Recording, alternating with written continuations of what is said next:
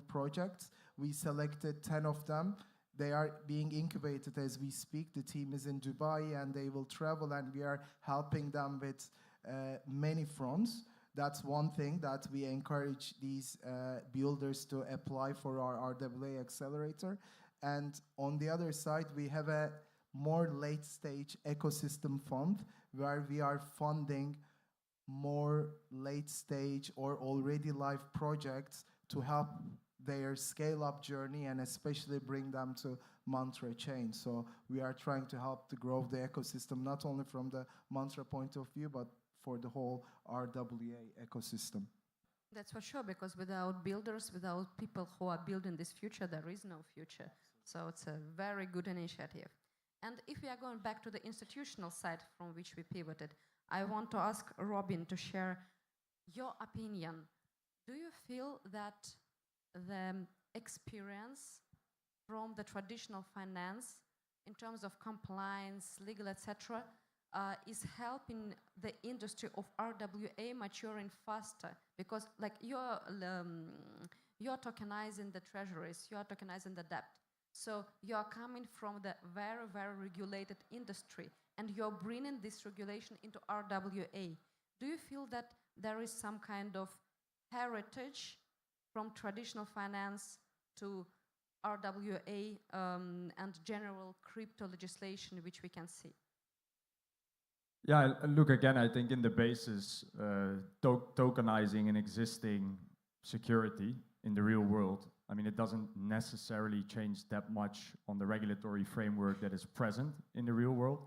I think you still need to be compliant. So if we are, for example, issuing debt securities in Luxembourg through the securitization infrastructure, I mean, nothing is changing. I still need to comply with the entire regulatory framework that exists for it. Logically, we need to program certain rules and regulations into the smart contracts that we use, right? With transfer limitations and also the jurisdictional regulations that apply with, for example, retail exemptions, etc. Nevertheless, I do believe that was the mic. He's back. Nevertheless, I do believe that we see now change in regulatory frameworks. Why? Because the technology would allow us as issuers to service a way broader spectrum than what current regulation allows in terms of transferability, in terms of utilizing this tokenized securities as collateral in DeFi, for example. And the current regulation doesn't allow that yet. Now we see very proactive jurisdictions like, for example, here, the UAE. We see them actually stimulate builders, right? We see them open up the regulatory sandboxes where you can come and apply with your new technologies and the new way of how we go about issuing, for example, debt securities. So I think that we definitely see change, we see progress, but at the same time, I do believe, and that also comes back a bit to both you and Mantra here as well, it's not just about now being an issuer. I think it's also about being a builder.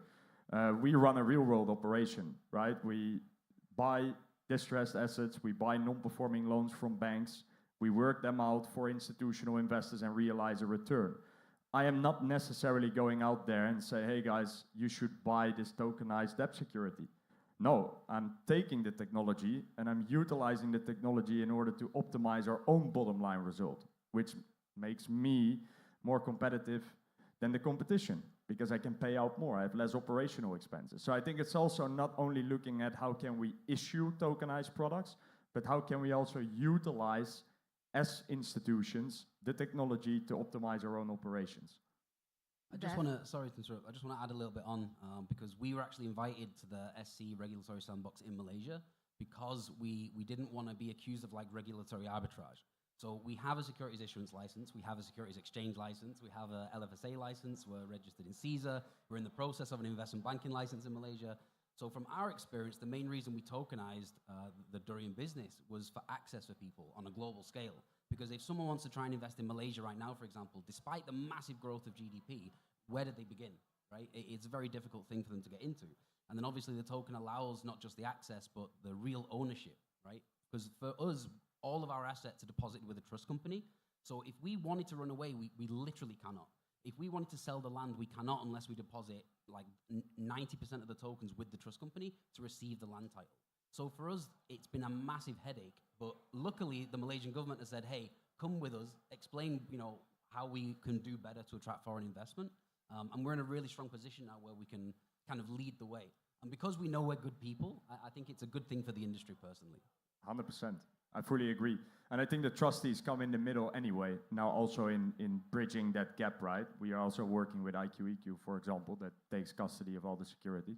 So I think, fully in line with what I was saying. I think you need to get out there now, start building, and you also see that you have a lot of opportunity to tap into, for example, these initiatives. But actually, from your discussion, I hear that United European Union is still developing its regulation database, and MiCA is not fully finalized. United States is making things like more and more tough from the regulatory point of view. Of course, we all hope that Trump will change that, but it doesn't seem like this is going to do that. So does it mean that all the actions come into the Asia? And Warren, I want you to continue a little bit and tell a little bit more from the legal perspective. How do you feel? Because in Asia, the legislation is a little bit different from what we got used to in Europe. So how are you building business there? What are your obstacles? So what are the opportunities there? Why do you prefer building it, like, let's say, in Malaysia and not in India, not in Philippines yet? So full disclosure, I actually left the UK around 2014. I didn't really like the whole, when I knew I'd go out and start earning, I'd have to pay 40% tax. To me, it's ridiculous. So I left and moved to China. I was in the video games industry, and then CryptoKitties came out, and we really looked at that. So that's how I kind of got into blockchain. And then we were actually building an RWA exchange and launchpad Nextdocs. And then the numbers for the durian industry were just so exciting. Like, I don't eat durian. I think it smells really bad. But when you look at the numbers, like the table, it's just insane. So I really wanted to pull away from the exchange and launchpad and focus on the durian. Doing business in Asia, from our experience, has been a bit challenging because you're always really going to be a bit of an outsider, if you know what I mean. But we have an extremely strong team and people that know more about certain things. Like, I don't know how to grow durian. I couldn't even tell you how to choose a good durian. But I can tell you if it's going to be a good harvest depending on certain times of the year. So for us, working with the regulators as like a foreign investor, let's say, some countries are really open to it and others are really kind of separated. So like in Indonesia, for example, they really want to focus on Indonesian first. Malaysia, for example, even though they say they want to focus on Malay first, what they really care about is, are you doing something that Malaysians cannot? Like, are you opening doorways for Malaysians? So for our experience, it's been challenged, but it's not impossible. And I highly recommend a lot of people to kind of move away from the West, which has this very stagnant, very kind of framework mindset. They're not really open to it. And then look at other countries. You know, the world is a very small place now, right? It's 2025. So that's my feedback. But still, it looks like the project was initially the pilot project, but it just skyrocketed. You even didn't expect that it's going to do so well. But if you go beyond this PR and projects and look back to those institutions who are with appetite, are looking at the startups and trying to understand who will be the next unicorn, is the RWA protocols, the vertical is really ready for the capital of those institutions? Can they efficiently and security adopt all those budgets and utilize them? Akin, can you please share your opinion? I think, as I mentioned earlier, it's definitely getting there. It definitely needs more incentives and more, motivation for builders to adapt. But again, like, infrastructure is one thing. The speed of the regulatory compliance is another thing. They have to work hand in hand. When we look at the regulations, there's a lot of silos. Like, Europe is doing one thing very slowly. US is now slowly getting there. I think Asia and the Gulf region is taking a lead. Like, when you look at this region, they have the strategic capital. They have the right strategy in terms of regulating step by step the needed cases. First, digital assets, then moving into RWA soon. And when you look at DLD, the land department, they just announced a pilot project to tokenize real estate. So these are very promising things, but obviously the infrastructure has to catch up with it, vice versa. And then only then with the right partnerships, the true deployment of the $1 trillion of capital will come in. And I think it's just a matter of time, because we already see the private blockchains, right? And then public blockchains are coming in as well, like Mantra as a layer 1. But the key point here is for institutions, obviously, because of the large amount of assets and dollars, so any marginal savings is a lot of savings in the operations where they can deploy to buy more assets or invest in other sectors. So for them, optimizing the operational cost and efficiency through the blockchain technology is a key thing. And on the other hand, of course, bringing global liquidity, right, for especially illiquid markets are also very important. Again, like you can tokenize anything, but not everything deserves to be on chain. So the top priority is high trusted, high demanded, and compliant assets to start with, right? Because tokenization doesn't create magic in the value. It just amplifies this to a larger audience and gains you time, gets you the liquidity, but obviously the quality of the asset and the trust in the infrastructure has to be there before anything. So those are the key things, right? Thank you. And Mike, I wanted also to hear your opinion. Do you think that RWA protocols are actually ready for onboarding regulated capital? Yeah, and I'll double click a lot on that. I think we're a bit early, right? I don't think that trillions of dollars will fly through the machine tomorrow, but I think someone has to take the step for it to happen, right? Like, we didn't land on the moon because of magic. Like, it was a long period of work, right? And I think it's the same with RWA. We need people who dare to take chances. We need people who dares to take the step that nobody else has taken before, and that's the builders, right? Those are the ones we need to enable, and we need to help them. And then the regulators and all of that stuff will come later, right? They always are behind because the technology is faster than they are, right? So I 100% agree that I think trillions of dollars will come into this space. We cannot tell exactly when, but if we do not push the limits, it will never happen, right? And that's why you have players like the durian farms actually doing this, right? Going on blockchain. It's kind of crazy to think about, right? They could just have built a business and made money. But instead, they tokenized it, they made it available for the many, and they created a business that is now ready to scale to become a multi-million-dollar business, right? And that's just the beginning. So I think, obviously, it's going to happen because it's a technology that enables something we have not seen before in the Web2 world. That's for sure, because the biggest challenge of all business era which is solving is liquidity. And on liquidity, I would like Robin also to comment, because RWA's protocol, when they are onboarding this regulated capital, they are bringing massive liquidity. It's a question of when it's coming, not whether it's coming. So what happens when those come? Yeah, that's a good question. I mean, look, in the end, I think there's multiple takes on this. First of all, I think that you kind of need to find out where does that liquidity flow. So as you guys are doing is basically you create a private market bridge into a more kind of publicly available sense. But then again, is that really institutional capital, right? I think at that stage, we're talking primarily about retail investors, maybe high net worth investors that come in and that start buying into these private businesses. So I don't really want to classify that part under the question that you're asking here. So if you're looking at institutional capital, at the other hand, then I think you are, again, primarily looking at operational efficiencies when we're talking about tokenization. But at the same time, guys, we shouldn't forget that it's an extremely costly action to create a tokenized market for these institutions, primarily because the infrastructure is not there yet. So I think before they will reach the point where they say, hey, it actually makes sense now, the market has reached a certain kind of MVP stage that it's our time to jump in and our time to invest and our time to take all of these expenses out of our own pocket to realize an operational bottom line result efficiency further down the line, I think that's a bit far out still.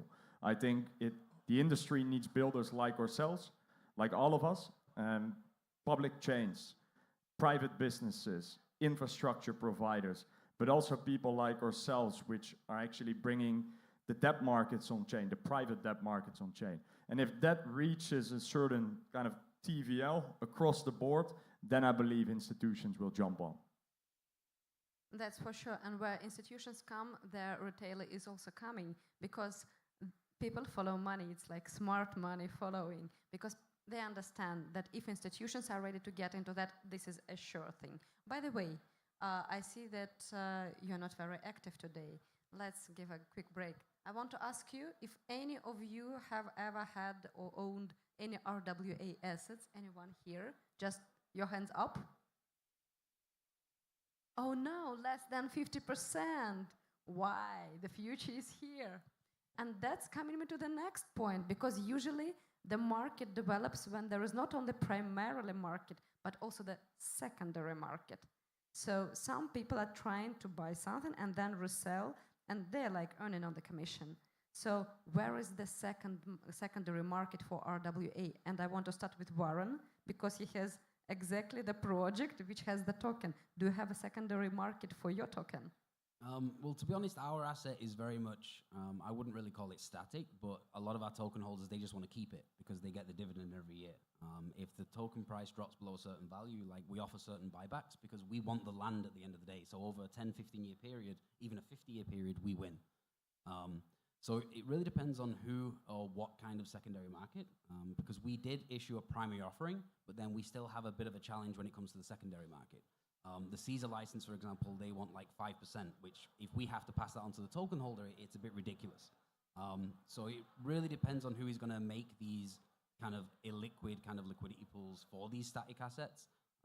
I'm not really a fan of real estate personally, because even if you have 100,000 token holders, if you still have to wait 6 months for a buyer or an agent to find a buyer and then go through the process, what is the point in tokenization, right? So for us, that's why we really interact with our community in terms of like buybacks and staking pools, etc. We offer benefits with Mantra and Plume, for example. So when people stake the security, we give them like certain benefits extra. So that's how we're kind of handling the secondary market. We know that it exists, but our particular asset, people don't really want to sell. So in your case, the secondary market is not needed. People are just taking it forever. Okay. Lifetime revenue share, a very good one idea. Okay, Mike, can I ask you also to share your opinion? Where is the secondary market for the assets? Because you have many projects in your portfolio from different categories. Yeah, and I think it's a good question, right? Because are we ready for a full-fledged secondary market? Is that how we're going to trade these assets today? It doesn't seem like it's fully ready yet, right? I think the primary market, people want some liquidity, they want liquid assets, they want to trade them on chain instantly. And I think there is a big question around how is the ecosystem going to work, right? When I want to get rid of this asset, is it easy? Is it liquid? Is it really fully tradable? And that comes back to infrastructure, right? It comes back to, have we set up the right measures to make this possible? And I think in the moment that regulation and also infrastructure is fully established, secondary markets open up a lot more, because then it becomes not the 6 months waiting time, right? Then it becomes like, yesterday was worth this, tomorrow it's worth that. I want to get rid of it now, right? And that's not possible unless the infrastructure is there. So we still have a bit of time to build, but we're absolutely on the right path. That's for sure. Akin, do you believe that there is a place for the secondary market for RWAs? Is it needed at all? There has to be. I think the second phase of RWA revolution has to be around the secondary market. But as I said, we are very early stages of this RWA revolution. So the primary offerings, the infrastructure, that's going through the validity period, right? It's almost validated and lots of developments are around that. Only after that phase is completed, I think the secondary market will evolve. At the end of the day, in order to have a sustainable secondary market, there is a lot of moving parts. Like the oracles, the data that comes to the on-chain and off-chain, the price transparency, the quick turnover of the assets and all that stuff.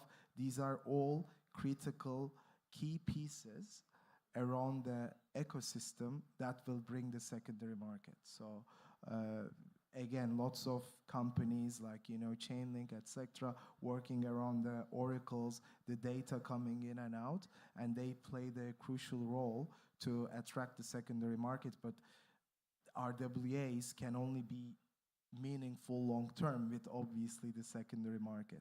That's going to make everything very accessible, especially in the traditional finance, like private equities, the funds that you get in and you wait for 7-8 years to exit is going to create lots of opportunity for people to come in and out. So we believe in the secondary market to come soon, hopefully.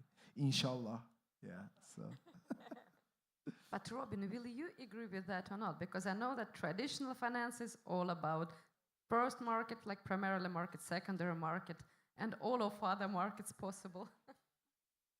Yeah, again, it comes fully back to what are you tokenizing, right? So private market products, yes, this is why it's a private market, right? It doesn't necessarily have a existing secondary market. It doesn't have a globally recognized framework, generally speaking. It doesn't have market makers, which I think play a fundamental role also in the liquidity and secondary markets of public markets, right? Which is, in my opinion, basically a primary market all the time.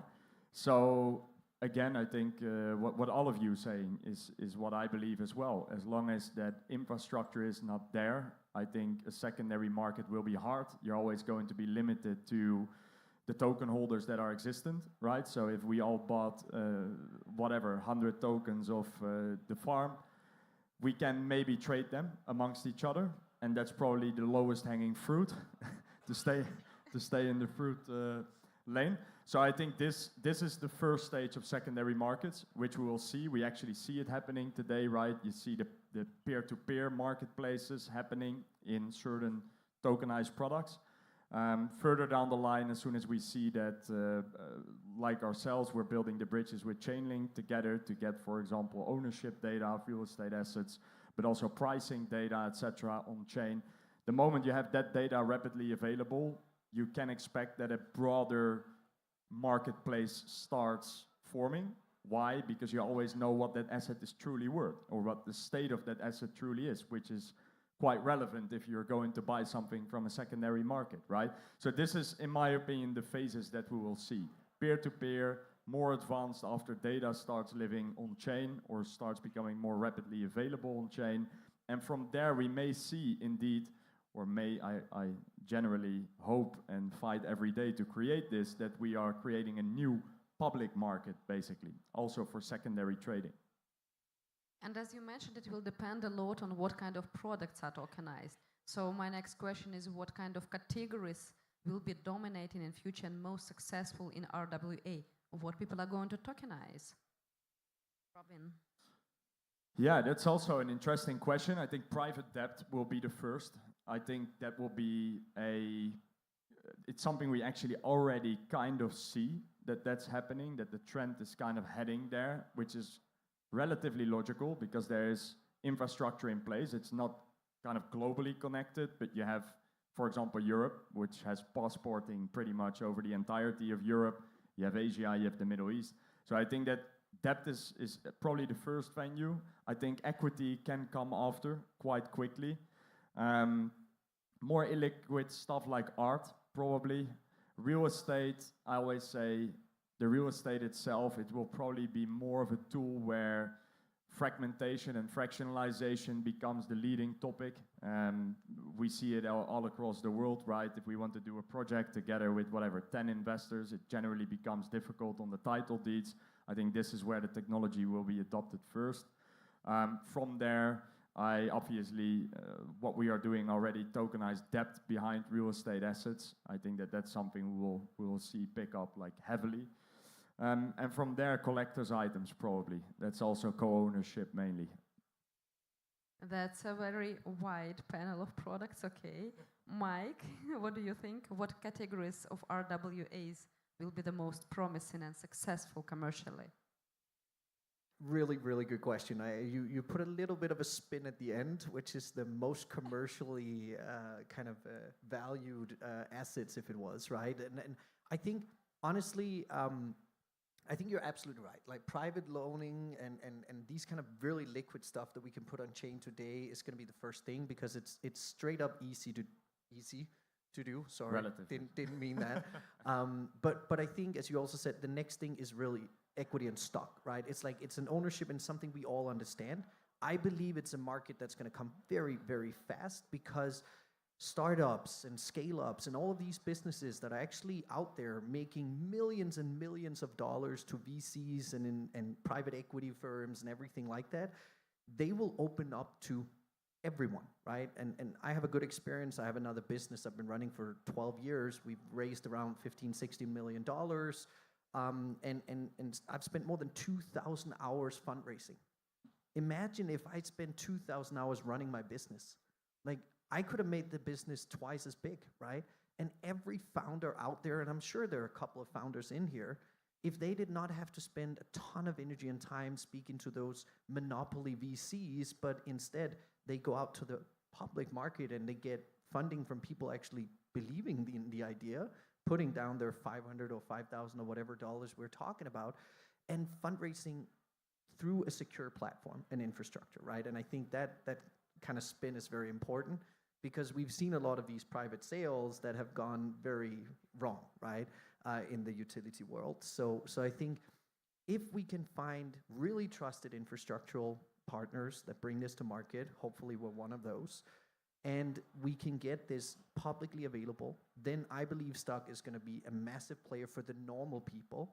I definitely believe that more in the loan space and all of that stuff is more institutional, and that's going to be bigger money, but it's not going to be most of us in this room.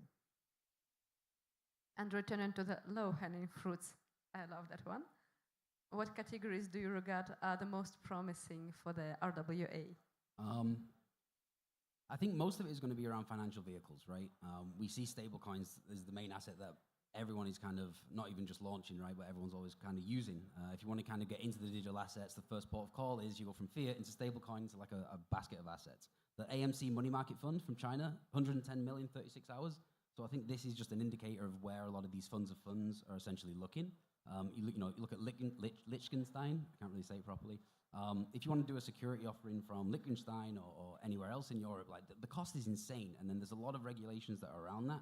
So for me personally, I think it's financial vehicles. I think mezzanine debt and bridge loans, I think these are so exciting. And as you said about startup founders, if I could go to 100,000 people like a Kickstarter, but then I could give dividends back to the people that invested, this to me is really exciting. I'm really excited about tokenized equity. I think that this kind of levels the playing field. What was the Silicon Valley Bank, the silver something, when that went down? It would be extremely difficult if there was like 1 million people that were backing this instead of one entity, right? Because all of these startups were then at risk. So I think financial vehicles really are going to be one of the first. Any kind of investment strategy that revolves around the finances is kind of the second. Then tokenized equity is something personally I'm really excited about. Akin, you are going to have a very difficult job because most of the obvious categories are already mentioned. Yeah, I'm just going to resonate what they say, right? So, look, I think tokenization has two main functions. One as a store of value, right? Ownership tokenization, like owning an asset or fractional asset and all that good stuff. And on the other hand, you can tokenize the cash flow of a business.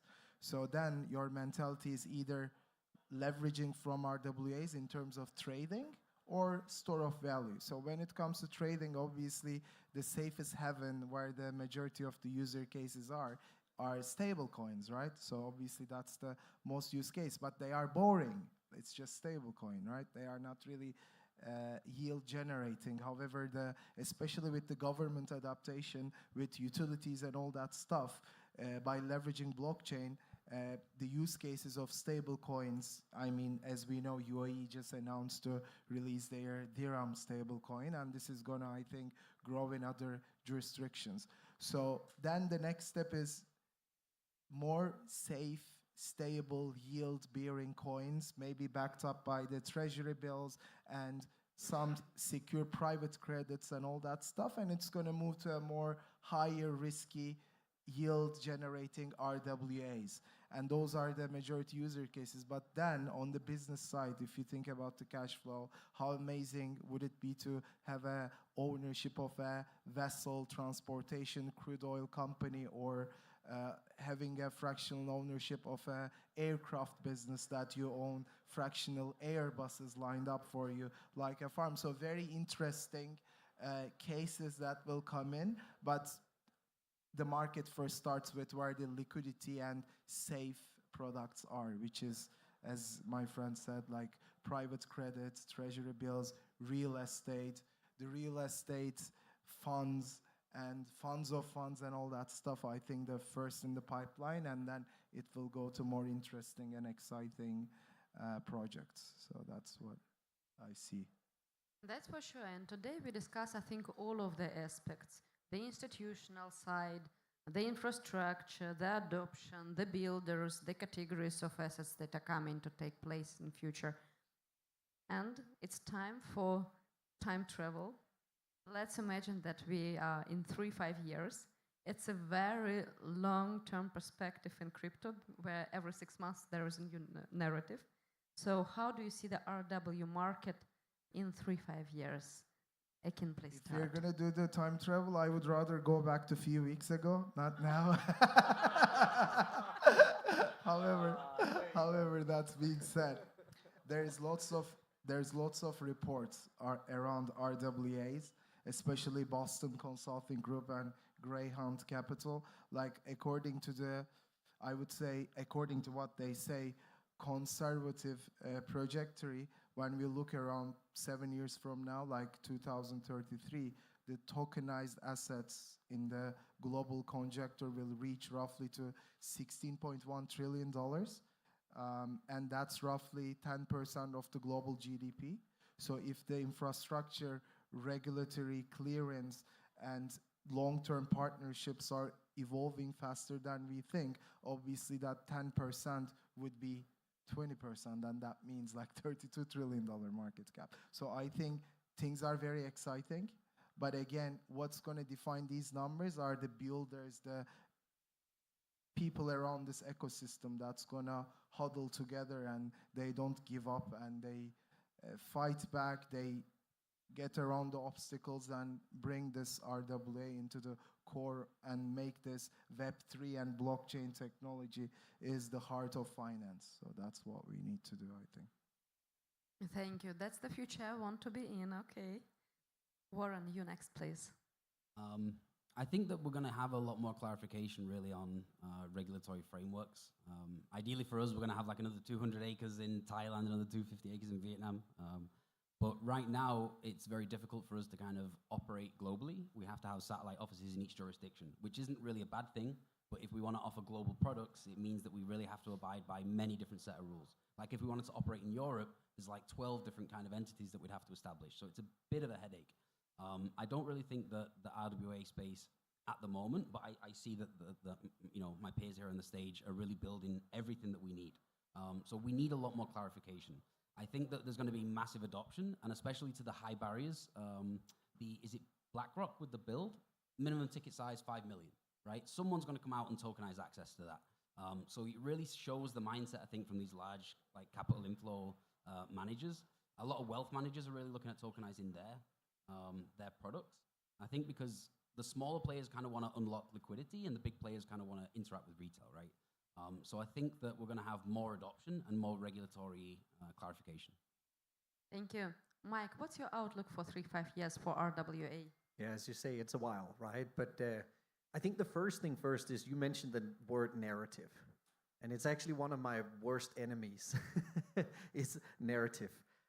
The reason why I don't like the word is because it's almost like how crypto and blockchain has been living for the last 5-10 years is like narrative to the next narrative. And I think this is where RWA is actually different. This is where the whole world changes, because this is not a narrative. This is an actual application, right? It's not AI agents and people not really building them. They're just saying they are, and then suddenly nothing happens. This is real application in the real world. Real people out here is going to use this technology in the future. Just like AI coming from the normal world, is being used by many people, right? So I honestly believe that in the future, this will be completely commoditized, completely democratized. The fact that I'm going to deploy capital into something through my phone or through my interface that I'm using in 5 years from now, which is not a phone anymore, and I'm going to be able to have fully liquid assets all around the world. I can control my funds exactly as I want to, depending on my size of portfolio and everything like that.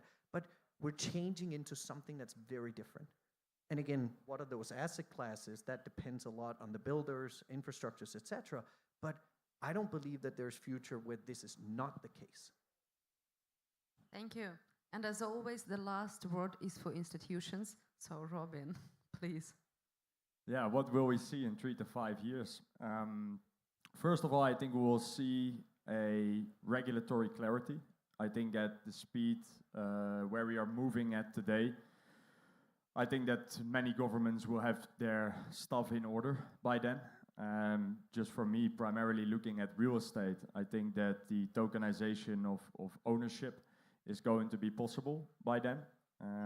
At the same time, I do believe that pretty much any financial institution around the world will have some form of pilot completed by then. I think also there we see a lot of speed happening now in the entire space, from asset managers to real estate developers to banks to pretty much any large-scale institution is now at least tapping base on this topic. So I see that as well in this time period. If I'm looking at ourselves, we're currently at around 1.1 billion euros that we are bringing on chain as we speak. So by then I hope to have at least contributed at minimum 10 billion euros to the actual industry. Thank you. Thank you for the speakers for the insights today. We are over with the session and we wish all of you a good day and good next sessions.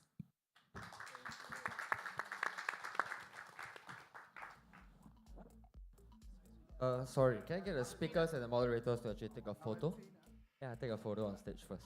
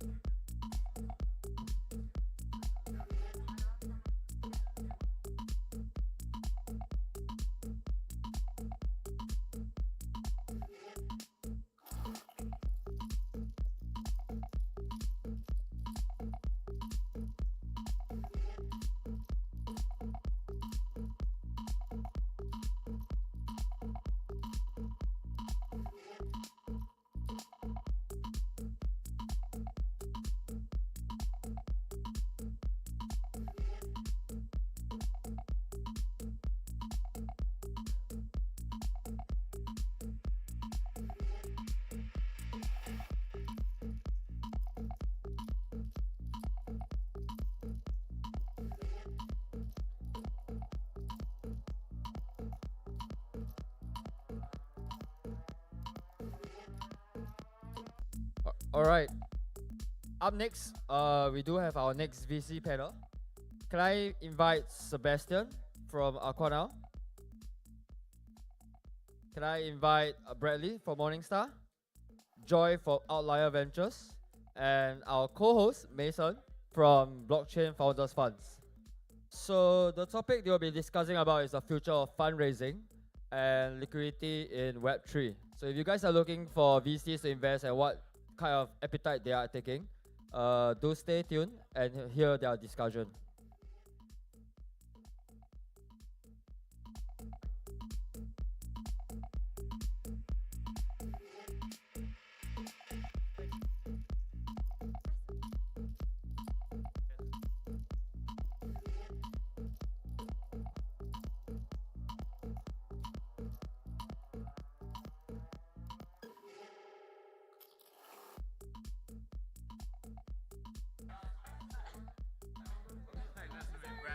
Bradley? Yeah. You're at Cypher? Yeah, I'm at Cypher, so. Oh, so Harsh sent you. Hey, I'm not gonna hold it against them, but he's definitely gonna hear about it.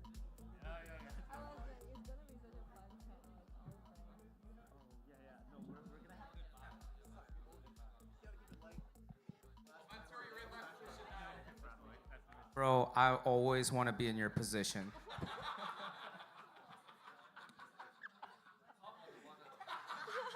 Either, man.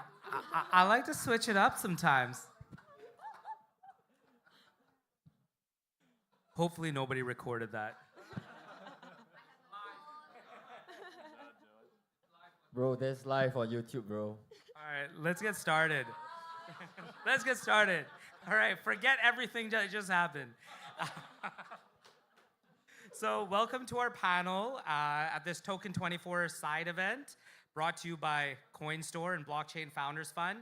So here we're gathered today to talk about fundraising and liquidity in the Web3 ecosystem. The panel's called The Future of Fundraising and Liquidity in Web3. This is a hot topic and a lot of critical unanswered questions that our panel will explore. And we've got a great panel here today specifically to talk about this topic. So I'll let everyone give a brief introduction on themselves and then we'll get started. Hi everyone, I'm Joy, Ecosystem Manager at Outlier Ventures. We are one of the leading accelerators in the space, been here for over 10 years with more than a lot of different accelerator programs that we have run, and we have supported more than 380 portfolios in our ecosystem.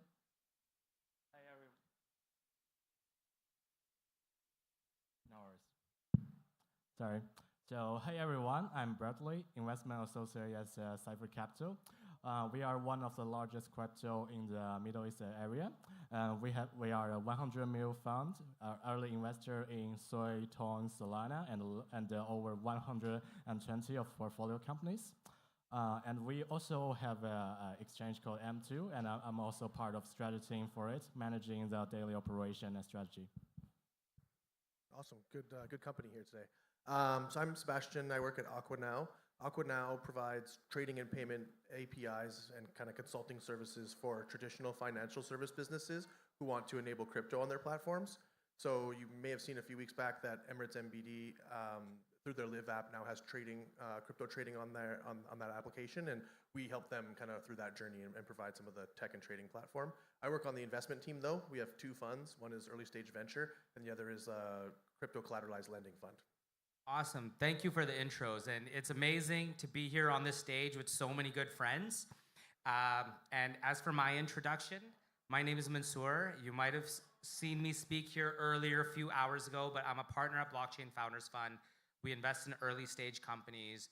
We've been investing in the space since 2017. We have over 180 companies, and we're continuing to deploy and still active even in this market. Anyways, let's jump into it. So,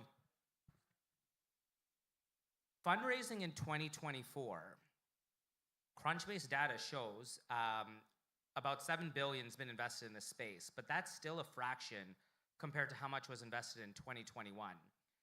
And that demonstrates how selective capital has been in coming into this space. So I'd like to give you an opportunity, and feel free, whoever wants to take the question, to share what you've seen as some of the differences between earlier market cycles, whether it be 2017 or 2021, to what you're seeing right now in 2024. I guess I'll take it.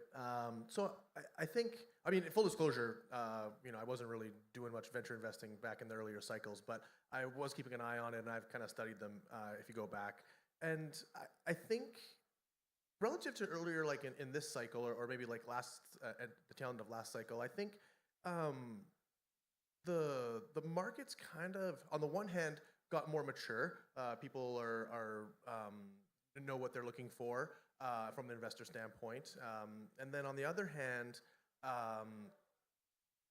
for lack of a better, I'll just call a spade. There's a lot of people who've come into the space who are kind of tourists or maybe not entrepreneurs necessarily, but they see an opportunity to like make a quick buck, or like, oh, hey, people are making millions of dollars over there. I want to do that.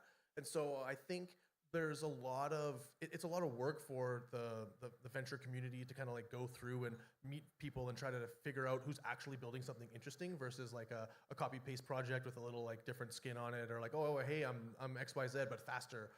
So I think that that's part of it too. There's been some spurts of innovation which have been exciting, and you've seen commensurate capital flow into those things afterwards. But for lack of a better word, there hasn't been just a ton of like new innovation happening since like the DeFi summer days or whatever else as well. Go ahead. Yeah, I totally agree with your opinion. In my opinion, before this year, like the whole crypto industry is still in a quite early stage when everybody is exploring about the different innovations and they can implement into the reality. And at that time, I would say before 2021, the DeFi summer, everyone can just do not do any research and just invest in some coin, Bitcoin, Ethereum, or any other coins, and they get super rich.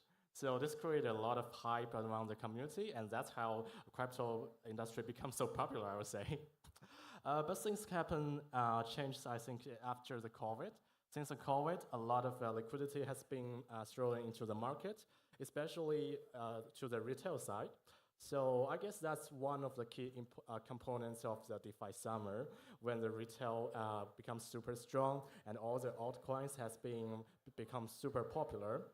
But as for now, there's still some liquidity coming out of the market, but this time it comes a little bit different.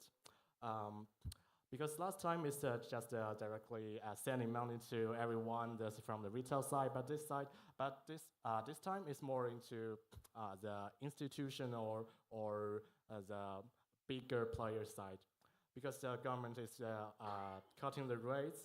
Although they're still releasing a lot of the liquidity, but it still comes to the institutional side. So what we are seeing in this cycle, a lot of difference is the Bitcoin is staying quite strong. As you see, a lot of altcoins and maybe startup projects has been facing a fundraising struggle. You can still see the Bitcoin has stay at 80K, 90K without a great drop down. So even if you look at the open Binance and go to the Bitcoin domination, see the chart, you can see that, is it a fixed yield income or something, right? So I would say, starting from this year, there will be a milestone for the crypto industry, becomes more mature, more institutional, and marks a new era for the whole industry. I would say for the current 2 cycles that we've just been through, the first cycle would be more of a discovery phase where we were in the early stages, everyone's figuring out what's going on, we don't have much regulations involved. And then we went to the second cycle, which was explorational. We had DeFi summer, we had different focusing on fundamentals. But now in the current cycle, when the industry has matured over a period of time, looking through the past 2 cycles, we actually learn a lot in a sense that we no longer rely on looking on founders at just the vision point. We want to see what's the actual traction, what's the values they bring forward, are they able to actually perform what they set out to achieve? I mean, it's normal for founders to pivot over the span of time, but then again, would we be able to see the results that they promise? And I guess currently, as a matured industry right now, though we are still in the growing stages, we are currently looking at how early are they and will they be able to basically perform what they set out to achieve? And I guess that's where we see an alignment in terms of strategy. And I guess this is where our focus would all be right now. Outlier Ventures have always been an early stage accelerator. We've been in the space doing a lot of heavy lifting in the past. We've basically participated in early stage projects and we've seen them through it all. And I guess in that sense, our perspective would always be, how do we kind of hold on to each other towards this whole cycles and basically be able to mature in this upcoming industry that we kind of love so much? Absolutely. Actually, since we're all here active investors, And one of the trends that we've been seeing with respect to unlocks is these gamified unlocks, right? Where they're KPI-driven milestones that are then determining how many tokens investors are unlocking. And so I'm curious, like, what are your thoughts around general fixed, like SAF-based unlocks over, 2 years linear versus some of these KPI-based unlocks? And what's the difference when it comes to the liquidity that you see in the market? All right.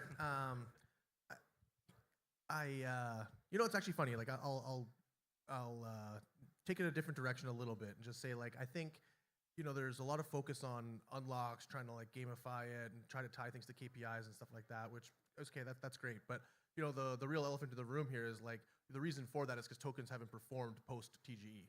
And so it's like, in the past where it's like, oh, we're focused, or why other people are focused on the unlock now is because there's selling pressure and there's no buy pressure. And I think that's kind of more symptomatic of what is a problem for the industry to try to address here more than anything else. It's like maybe don't worry so much about trying to gamify when your token gets unlocked and that kind of thing. Maybe focus more on like trying to create demand for your token or have a reason to launch a token in the first place. Then you're not so worried about cliffs and all that kind of stuff or whatever, which are important. And I love the innovation that's happening around that. And I think some of the newer kind of like airdrop unlocks and that kind of stuff, like I think Initia not invested in, but like that was what their VIP program was very interesting, and some other kind of like innovative ways of trying to keep people engaged for longer. That makes a lot of sense. And then from an investor standpoint, having liquidity come for teams based on KPIs and that kind of stuff, that makes sense. But really, like the issue here to focus on is how to try to get a sustainable bid in your token price, have a reason for someone to want to own it, and then that will probably do a lot more for the ecosystem and your price and your morale of your team and all that kind of stuff, rather than trying to figure out who can sell at what point. It's like who was buying and why, and like trying to create the demand push more than anything else. Yeah, so in the early stage, like last cycle, I don't see too much discussions about this unlock or cliff, this stuff. At that time, I even don't know what does the word cliff means. But for now, I think this kind of terms has been introduced to the SAFT is totally because of some of the projects has been like not doing well on their token or treasury management. So in this case, I want to say I agree with your point. It's super important to manage the pressure between sell and buy instead of directly seeing the 12 months unlock or something. For now, I can see a trend is that every project, every startup, they come, for example, they come to us to negotiate for venture capital deals. They will say, what's our terms? What's a team unlock? What's a VC unlock? And what's the strategy we are going to finance? From a pure investment perspective, I don't think this makes a lot of sense. Just because if you are doing a startup, doing some business, the ultimate goal of you won't be at least on Binance, I get a super high valuation. I dump it all away and I enjoy my life in Hawaii. That shouldn't be the case. So this unlock and either it's KPI based or time based unlock is eventually a terms to limit the team from the maliciously manipulating the token price. But what I expected is not this hard limitation on the team, but some really closer collaboration and really willing to build their projects into this mature markets. So I think you made a very good point there, both of you, Sebastian and Bradley. Now, KeyRock analyzed 62 airdrops across 6 chains in 2024 and found only 13% still traded above their launch price 90 days post-launch. And most failed because shallow liquidity couldn't absorb the post-claim sell pressure. And so I think like the valid point that you make around people having a reason to want to own your token leads us to believe that there's a tokenomics design that needs to be adjusted to reflect that. So I'm curious to get your thoughts, and maybe we'll start with you, Joy, since you're investing extremely early stage and working with the companies that you're investing in on how you advise them around the tokenomics and like the FDV and the cliffs and the staking mechanisms and so forth. I would say definitely for Outlier Ventures ourselves, we usually participate in the round based on the vesting terms that is set by the project. In that sense, we believe we kind of respect the project while we renegotiate. In any case, we do have our tokenomics design team that is there to give support to them, to basically walk them through what's really important while they safeguard their interests. It's also important to safeguard their VC's interest as well, their investors. It's more about, to me, in terms of the vesting period and cliff, it's really more about how, as a project, do they think long-term sustainability. It's not about the pump and dump on day one. And how do they manage in terms of negotiating with key stakeholders? What do I mean by that? We are looking at the exchanges, we are looking at the market makers. They all have their fair share of wants in the market. Not that they are predatory, but I'm just saying it is the responsibility of the projects to be well aware of what the value is in terms of the demand of the token, and how do they manage the selling pressure on day one, because there will be definite unlocks.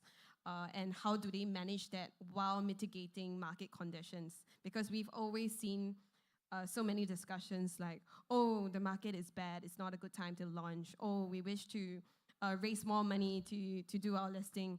But is it really a matter of a chicken and egg situation? Most of the times we see projects that come to us saying, oh, we are raising another round just for the listing because they're paying exorbitant listing fees. But then again, is it the end goal to just get listed on an exchange and that's it? Or are they looking at long-term sustainability? So what we like to instill in our projects is the idea of what goes beyond the launch. And that's why you look beyond the 90 days of day one. Thank you. Very good. Bradley, Seb, do you want to add anything to that? Yeah, I think you already covered a majority of it. I just want to add an example. What I really see as a good example is Hyperliquid. You know, they are doing a quite an innovative thing to build their on-chain perp DEX. And they do have a great airdrops. Many of my friends has been super rich, not me, but still, they can usually when the project they cannot have a massive airdrop and a steady token price and a good product, but I think they have of them. Although unfortunately they are not accepting any VC deal, so we are not in it. But I still see it as a good project, because I think the key points between that is they do have they are doing real stuff. They are really bringing value into the industry, and secondly, they have real revenue sources, which comes from the commissions from the perp DEX, and also they have their own vaults. The founder is used to be quite strong in the quantitative trading and with the intensive of the knowledge. So I think these all points bringing together has been made a good product. All right. Since we've all been investing and we've each had many companies do token launches, what's your preference? You want them to launch DEX or you want them to launch SEX?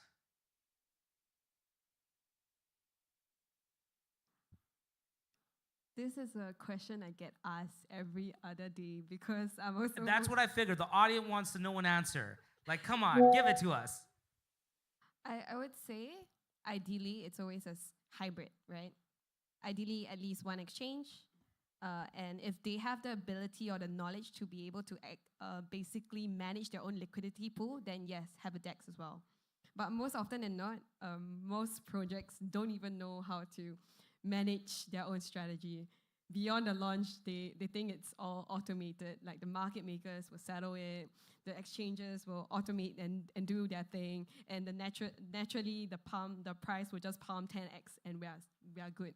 But in actual fact, there's a lot of sniper bots on the DEXs, and they'll need to have the relevant knowledge in order to manage the liquidity pools. And this responsibility lies with the project and not with the market makers. So I guess this is where the contention lies, is do they have the ability to manage both, or do they not? If they definitely not, then I would say go to a centralized exchange only, reasoning being because it's easier to manage market making there. Because if they aren't aware of how to do market making or managing their liquidity pools in a DEX, then that's definitely suicidal. I'm going to dodge the question again, but I really think like at the end of the day, like, you know, if you have a project that needs a token to be effective, then, you know, probably getting that token into the hands of users and that kind of thing makes more sense. You know, so some instances that's just kind of part of your project's architecture where you need a token, in which case you're not super focused on that token's valuation. It's more like it plays a part of what you're trying to build, and that's what you need, in which case decentralized exchange probably makes a lot of sense. It's the easiest one to get. You don't have to pay a lot for it. It's really part of like your grassroots journey. If you have a token that is like a rev share token or something like that, that's kind of like a tokenized equity. Let's call it spade a spade. And typically that would make sense for a much later stage product where you actually have revenue and something to support that, or to provide a bid. In which case, if it's really good, it won't matter. Like the exchanges will be lining up, demand will be lining up for it, and so you can kind of control your destiny a little bit more. Having a broader audience have access to that token makes sense, of course. But again, if you demonstrate that there's demand, like all the big exchanges are going to be like, okay, well, we want that trading revenue, so like we want you to come on board. If you're trying to go to the centralized exchange and say, hey, we want to tap into your market of people, of buyers, or I guess potential buyers, then they're going to say, no problem, pay us for that. And then really, what does that signal? You have some treasury that you want to dump onto a pool of centralized exchange traders.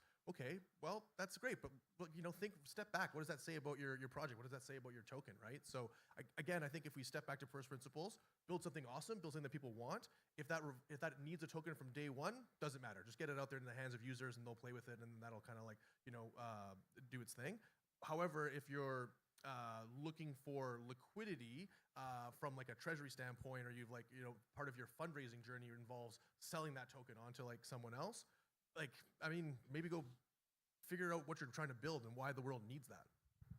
No, that's a very interesting point. And we keep coming back to this one theme around demand generation and having people want your token. And I think like we've all seen, like most tokens out there don't have very much utility. And the method that most crypto companies have gone about creating some level of demand generation is through staking pools. But in my view, I think that's just kicking a can down the road, because like, don't sell your tokens today, hold them, sell them someday in the future. But it doesn't really solve that equation of generating demand longer term. And so I'm curious, from each of your points of view, what are some things, tips, advice for founders that they can do to generate demand for their token? Because I see like always a lot of emphasis on like how they're going to get tokens into the hands of the community, like reward certain actions, you know, like airdrops, registrations, usage. But then all those people can do with the token is essentially sell it. And so give us some examples of how you can guide founders into getting people to want the tokens. Okay, well, since I've been so critical, I'll offer some suggestions as well here. Okay, so some of the things that I think work really well here are like if you, let's say, you know, if you, first and foremost, try to build a product that appeals to a broad audience. If you can do that, great, but more likely a niche product, right? Something that's gonna, like, crypto's really early days, so don't try to like, you know, reach all of the world all at once. Try to figure out one group of people that you're going to try to like build something awesome for, and have that be something that like they need to have as part of their entertainment or their financials or security, whatever it might be, right? And then that kind of smaller group is going to be easier to figure out what they want, what they're willing to pay for. Okay, that's awesome. And then remember, we've got crypto rails here. You want to reward your customers with like a small amounts or whatever else? Maybe you've heard of this thing called stable coins. It's a killer app. Like, give them a small amount of stable coins. It costs you nothing to do that on most chains. And then it's like, oh, the more you engage, the more your small little stablecoin package grows. Oh, you play with this thing a lot more, you do more things, all of a sudden your pennies becomes dollars and so on and so forth. That's awesome. And then if they sell that stablecoin to do something else, it doesn't matter. Like, they're selling USDC or USDT, that doesn't bother you. But, your team stays motivated, you see the engagement, you see things building and all that kind of stuff. Then when you have a captive audience that's like, oh, I really want this, then you work your token into that, and then like have a captive hungry audience for the additional unlock that is provided by your token. That's not just, oh, I'm playing with this thing so I can get this thing so I can sell it into USDC or whatever, or some other token that I think might go up, right? Like, so again, focus on a target market. Use crypto to your advantage, but maybe start with stable coins or some other token, and then once you have kind of like tested the water sufficiently, then start rolling out your token. And you can do things like airdrops through points and all that kind of stuff and incentivize your community along the way. But remember, right, like there's a lot of people who figured out the games that we play, and so there's a lot of like actors out there who are looking to game systems and try to like extract more than contribute. Yeah, I think the token utility and demand management is already quite clear, has a quite clear image on every founders, because if you look at all the startups, GameFi, they will do, hey, you can use our tokens to pay some to do some in-game purchase, and with DeFi we can say we have. This is as a governance token. This is a utility token, and you can use token for some buyback or commission reduction, and also for some platform tokens, they can either do governance, or they can also be benefits from as part of the platform's revenue. So I think these terms is already quite clear and public around the whole industry. What really bring this issue to our stage is still back to the demand, not for the token itself, but for the product. I can see a lot of products in our industry has been remaining on the hype and still has quite a distance to the real mass adoption or real utility. So these are the first priority that every founder has to look at, to bring their product with a real use case. And so, and after that, since all the terms about the token management has been super clear, this problem can be solved immediately, right? There's been a lot of noise in the space with all the different trends, and I guess that's why there has been a habit of gamification in the form of rewards. But I guess the lesson we kind of learned from the past cycle is that this is not long-term sustainable. Like, if you're gonna only give reward tokens and basically people cash out, then how do you basically generate a sustainable form of token, because it's just gonna be dumping on day one. Then again, what we actually look at is how we feel the token should be. It should be tied together with the bigger business model of the project. What's basically the revenue model? How are they bringing revenue to the company? The token shouldn't be the main revenue stream. It should basically be an alternative source of revenue to basically funnel additional business opportunities to the project so that they can basically sustain for a long-term future. And I guess then again, this ties back down to the utilities. What's the use cases? Are we able to still survive as a business with or without the token? So I guess this is where the contention always lies, is that everyone is banking on the token to just moon, and they think that money will just fall from the sky, unfortunately. No, so that's a very good point, right? Like, we see everybody, even like mom and pop shops nowadays, launching tokens. And I'm curious, in each of your experience, have you advised founders to avoid a token entirely or defer a token? And what was the outcomes of those kind of conversations, and why would you do such a thing? I think I've done this multiple times. Reason being because I'm also the token launch subject matter expert at Outlier Ventures. They tell me, oh, we're raising funds to basically launch our token, or we need to launch the token now. And when I ask them why, they aren't able to justify. Reason being because usually when you want to launch a token, you need to ensure all the different milestones are being set.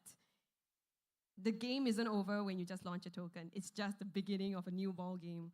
You have multiple problems in terms of liquidity management, long-term sustainability. What happens if the token dumps, or what happens if the market suddenly takes a 180-degree change? And how do you, as a project and project owner, decide to basically mitigate all the challenges that faces this? Because this definitely is something that is quite common in today, given the market volatility. And I think most founders are currently looking back and say, oh, we don't think it's a good time to launch right now. The market is too volatile. But then again, if you are a long-term sustainable project, why would you be affected by what happens in the market? Yes, it does play a part in it, but it's not the main factor. What you should do is focus on your fundamentals. What's your go-to market strategy? How do you realign it together with your whole business model to ensure that it meets the important project milestones? And I guess this is what we like to tell our projects is, don't be bothered by the noise or what's happening in terms of the hype and trend. Just focus on your fundamentals, and regardless, it will all work out. I'm really looking forward to Sebastian's answer because he's been extremely critical of crypto projects on this panel. So take it away. I don't know about that, but I mean, like, let me just say something off the bat. Like, I love crypto, and I think like the potential for blockchain technology and like tokenomics and like all of that stuff as it integrates with other parts of the internet and financial systems is fantastic, and like I'm definitely pounding that drum. But I think the things you can lose your way, and I think that the space kind of has done that a little bit, and it's time for us to come back around. Can you remind me the question again? I was playing a defense now. I forget what the original. Oh, I was asking. Oh, right. No, I remember now. Sorry. Yes. Okay. So let Good. me. I forgot myself. Whether we need the tokens or not. In our portfolio, I think we probably have close to a 50-50 split of equity only versus equity plus a token. We'd like to have both, because if you think about when a company is building a business and there's like an equity component to it, that means like there's IP, like intellectual property, that like rests with this corporate entity, and that's a really good risk management system. Like in case something goes wrong, it's like there's precedent in the real world for like how to like maybe make a claim on that or sell it or whatever it might be. And we're looking for long-term builders. We're not looking for people who are going to try to build a project, launch a token in a hot market, and then vanish or whatever else. And so we love crypto, to be clear. And so we think that there's like really opportunities to build lasting businesses, and take advantage, or not take advantage, play along with this like secular trend of digitization and what blockchains mean for that. And so we're super happy to invest in businesses and invest in founders who share that vision and are wanting to build for the long term and have a vision and stick to it and kind of grow and lean on us and other investors and learn from the market. And that's fantastic. And again, like, if a token plays is like a necessary part of that, fantastic. Let's go. And Aqua now makes its whole business providing liquidity for tokens all around the world for traditional financial service businesses, and we get that. But some tokens have product market fit, like Bitcoin, for example, stable coins, other assets. I think are there's a place for those. And it's just like, what does your token do? Why do people want to have it? And then, when does it make sense to put that into the market? Makes a lot of sense. But, if a project was, an equity-based project, and unfortunately we've had this happen sometimes, and then all of a sudden it's like, oh, we're going to launch a token because we think we can make some money, like, non-dilutive financing or whatever else. I should love that as an equity investor, but I don't, because what that means is that the founder's not focused on the mission anymore. They're trying to make a quick buck, and that sucks. And I think that's an illness that's plagued the whole industry. You want to add anything to that, Bradley? Yeah, so for Cypher, we are mostly investment fund with some of us support. So in my journey, I do not advise founders whether to launch token or not. Only a few times, because usually when we trying to reach out to the portfolio, to a project, even before we do investment, I usually ask them 3 questions. One is, why do you think launching a token is necessary for your project? And the second one is, what will be the impact if the token has been dumped to a very low point? And what will be your reaction?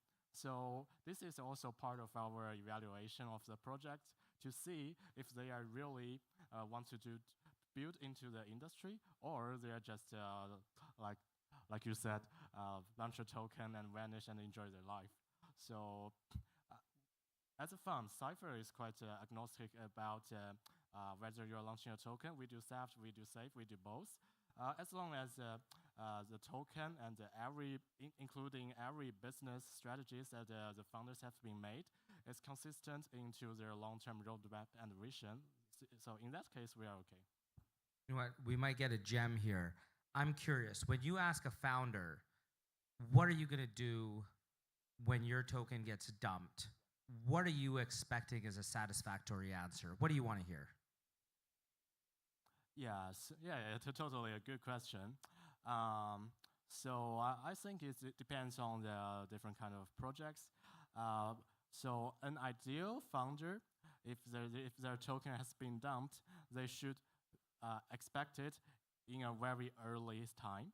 So this scenario should be already being implemented into their kind of strategy. A good answer to me is they already have some kind of treasury management or strategy plans, whatever it is, to prevent this scenario from day one. And if unfortunately there's really some I don't know, maybe a market condition or big failure in the commercial strategy, they should provide me a comprehensive of the management plan, more like a turnaround and a restructure comprehensive plans to save the company, not only save the tokens, but also save the product and the company itself. So that's what I want to hear, as long as logically it makes sense. Will you dump their tokens? It's not my call. No comment, no comment, right? Not my call again. Fair. We were trying to dig and get some answers, but clearly he doesn't want to disclose that information. Joy, do you have anything you want to add to that? Can you repeat? Oh, we were asking about, the advice to founders and kind of what kind of answer you want to hear. Okay, sorry. I kind of From recall. dumps. I lost my train of thought when you were like talking and I got distracted.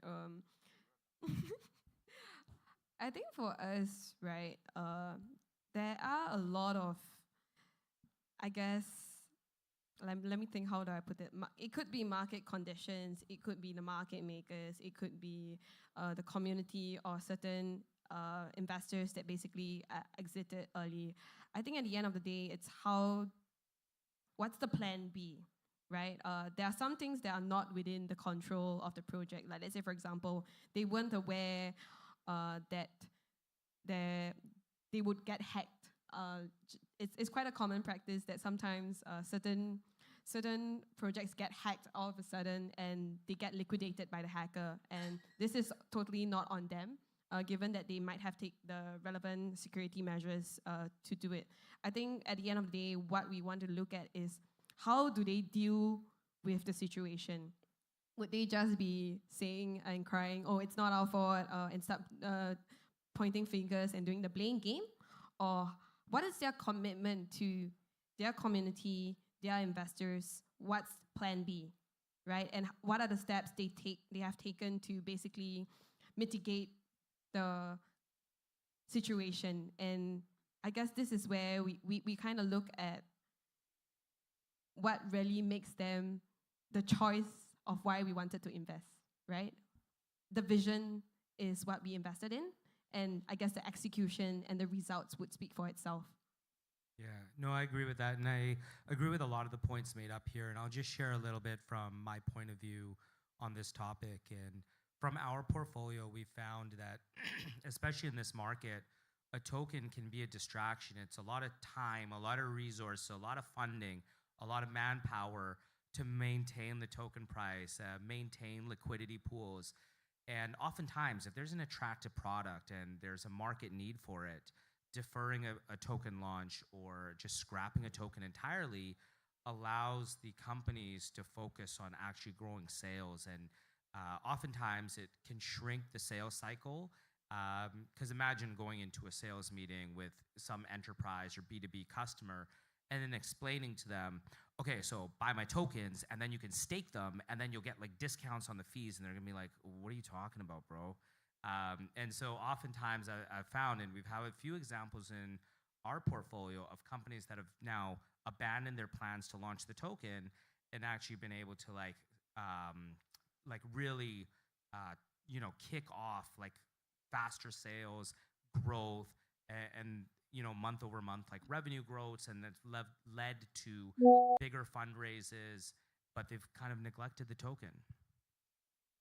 Yeah, maybe I'll build on that a little bit. I used to work in public equities, and I can say that like most CEOs would rather run a private business, right? It's pretty annoying to have to do quarterly sales calls, provide financial disclosures in a certain way. You're constantly under like the public scrutiny and that kind of stuff, and that plays a great function in society. I think that's very helpful. But by and large, if you're a private investor of an awesome business that's spitting off a lot of cash flow, you probably don't want to sell that. You're like, I'm going to hold on to this and bring in the profits every year and like use that to invest elsewhere or like spend or whatever else, right? If you're a private business and you want to list on the public stock market, there's a few reasons for that. Maybe you want to provide rewards for your employees who've been coming along for this ride, and you're like, hey, I want to give you guys some liquidity so that you guys can realize some wins like we have as an organization. There could be you need a new access to a new pool of capital to maybe buy a company or do something different or whatever it is, build a new plant or whatever it might be, and that makes sense too.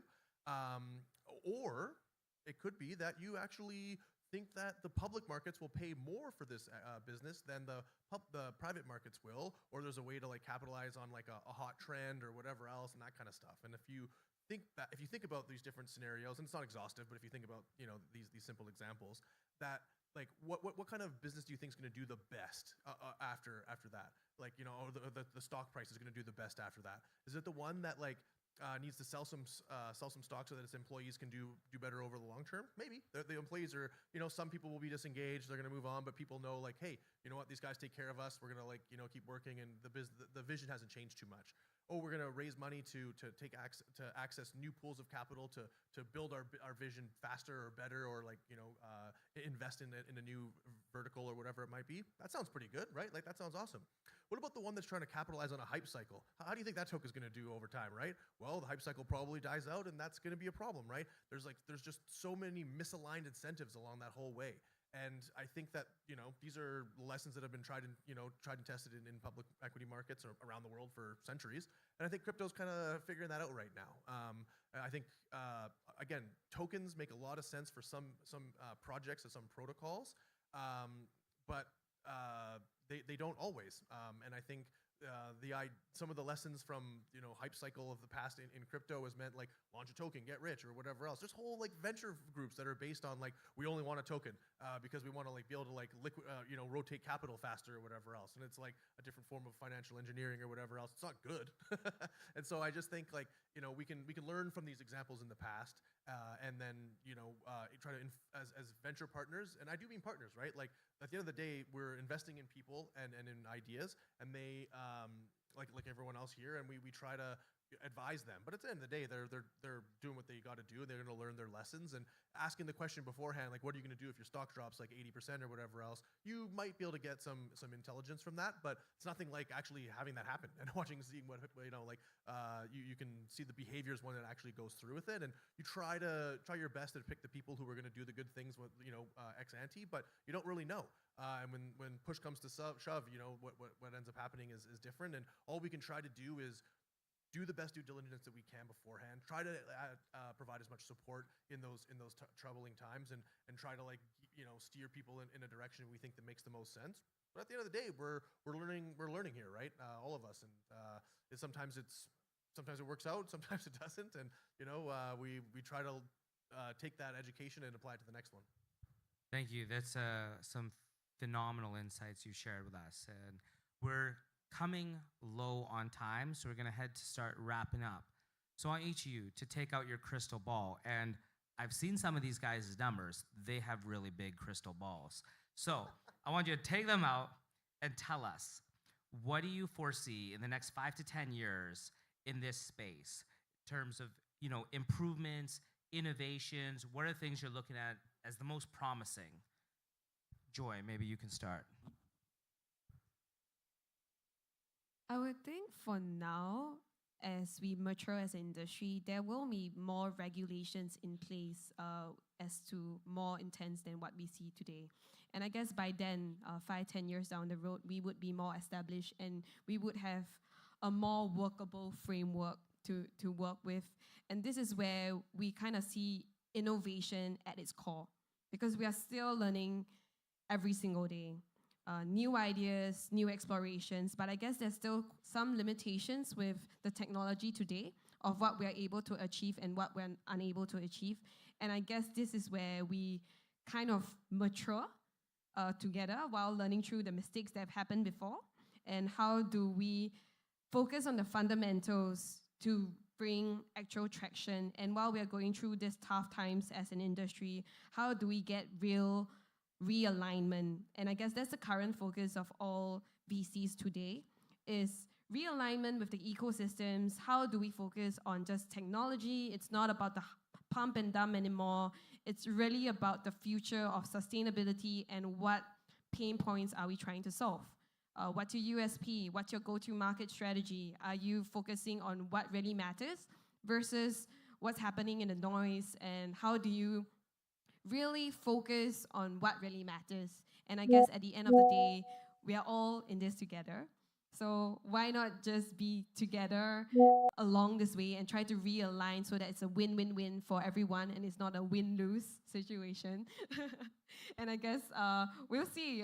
Since we've been here for quite some time, I guess it's really exciting to see what the future holds for us, because it's been interesting every single cycle, and I'm here every day wondering what's going to change tomorrow, because they like to say 1 day in crypto is 3 months in the outside world, right? Yeah, totally. So when I talk to my non-crypto friends that I work in crypto, they said, because in China, I'm Chinese by the way, because in China, crypto is strictly banned, and there's a hype that crypto is usually related to casino or scam. So when I tell my friends in China, hey, I'm working in crypto, and they ask me, so you do casino or scam? I say, no, I work for a crypto VC, Venture Capital, we do investment. Okay, so you do investment in casino or scam? So anyway, so history is repeating again and again. We can see from now, from last cycle, a lot of projects they do this pump and dump game, and they do everything, the big airdrops, play to earn, and every quite aggressive marketing campaigns to attract a lot of users to support their very high to moon valuation. This all happens in the past. In 2000, Web2 has been in the same cycle, and now 25 years later, the industry has been more mature. And for now, the same thing is happening in our Web3 and crypto industry as well. Just look at Binance. Before they're launching a billions business, a billion project. There's a lot of billion clubs. But for now, a lot of projects they are subjectively lowering their initial valuation. So this makes more sense into a real business side, it's more closer to a mature market and maybe closer to a Web2. So and also I can see a lot of real innovative, like mass adoption of payment, on-chain equities. I can see a lot of infrastructures already coming up, and also this RWA subjects I already listened another section before this one. So all of them are doing great job. So circling back, I think at least in 5 or 10 years, our industry will be a more mature, realistic, with a lot of real builders and erasing all the hypes. Awesome. Thank you. Go ahead, Seb. Try to keep it short. 30 seconds. Okay, well said. I'll use an analogy. So like in oil and gas, they say the easiest place to find oil is next to an oil and gas well. So in the earliest days, the real entrepreneur, like the real intrepid folks, are the people who are like going to drill where they have no intelligence. And then they find some oil. And then there's like a hype cycle.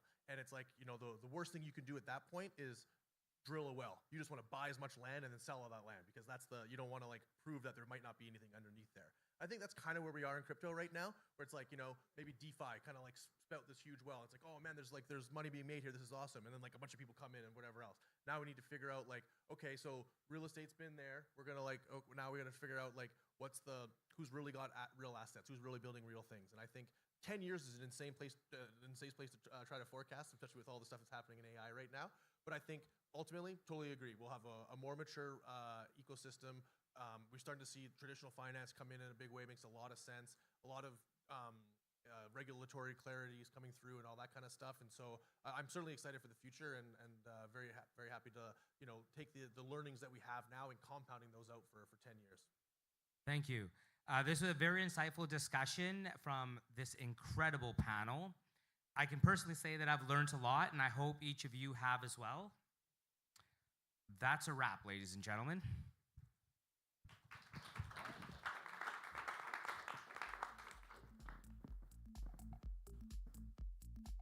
All right, thank you for the panel discussion. Can I get a panelist and the moderators to actually take a photo?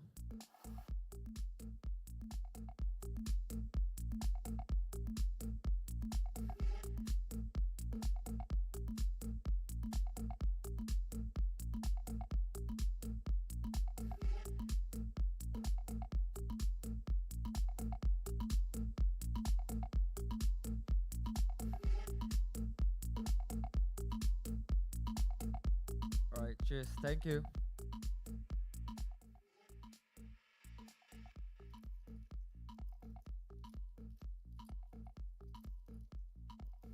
All right, we have come to about 2 more of the events before we end off. So I'd like to invite our next panelist to be on stage. Can I invite Luz from Decentral? Can I invite Vinny from Terra Nova Venture? Winnie from Scallop, Kelly from ICP, and for the moderator, it will be myself moderating for this.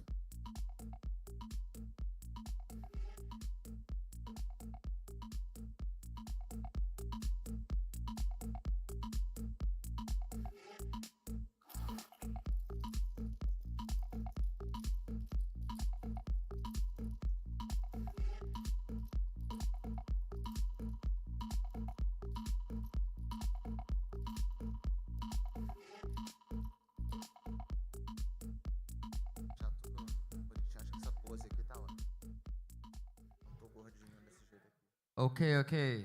Hi. Let's go one round and actually introduce yourself and what you guys are doing. Yeah, maybe we can start off from the man over at the most left. Yeah, of course. I'm Luis. I'm the founder and CEO of Decentral. Pretty much what we do is we tokenize future receivables from the creative economy, invoice factoring, and we let anyone in the world invest on those secure and high yield bonds through us. That's it. Hi, I'm Vinny Terranova. I'm a venture capital. I've been for 9 years now into the space. I invested in over 500 projects. Some of them are known for you, like Chainlink, Polygon. We also invested in Kyber Network Pendle. It's been quite of a journey. We joined in crypto in 2011. Started investing in 2016. Sorry. So 2016 is when the fund Terranova Ventures was built. Okay. Hi, I'm Winnie Scalability.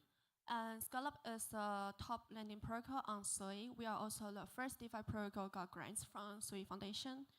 And so far, we just passed 1.5 years building on Sui. And actually, we reached over 5 million revenue in this month.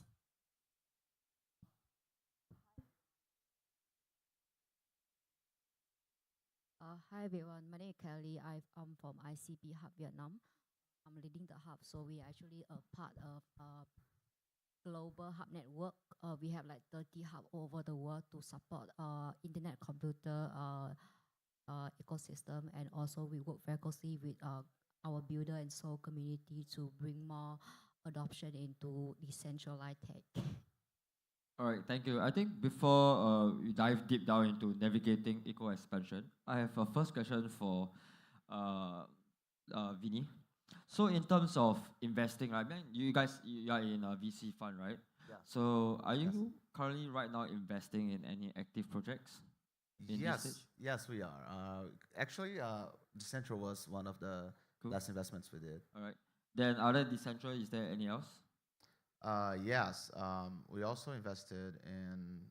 Recently, we invested in the last round that Avalanche did. We've been doing some rounds for projects that are liquid. The last investments happened last year. We're currently looking for projects that are they are in a range of profitability. They already have a product working, and well, they have like a good business model with tokenomics that has a good economical flywheel that can actually drag the value that the business is getting for itself to the token, so the user gets value out of the token. We see a lot of tokens that has no value at all. They're just like, how do you say? They're just for voting, right? So it's not like that you get value from them. So we're looking for projects like this. So we advise new projects. We also invest in new projects. Currently looking for RWA and DeFi ones. Cool, thanks. So when it comes to investing, right, will you guys as a venture capital to be more hands-on with the projects as an advisory role, or in your own perspective, you guys just invest and actually waits for the outcome of the results?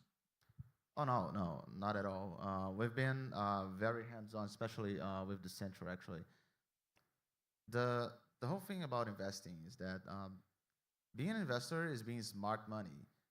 So if you're smart money, you have to bring some value to the project to invest. If you're not doing that, so it's just money for the money. You can raise the money everywhere. Like you can go for pools, you can go for there's a lot of launch pads that you can go and raise from retail. They won't help you with knowledge, but they will help you with money.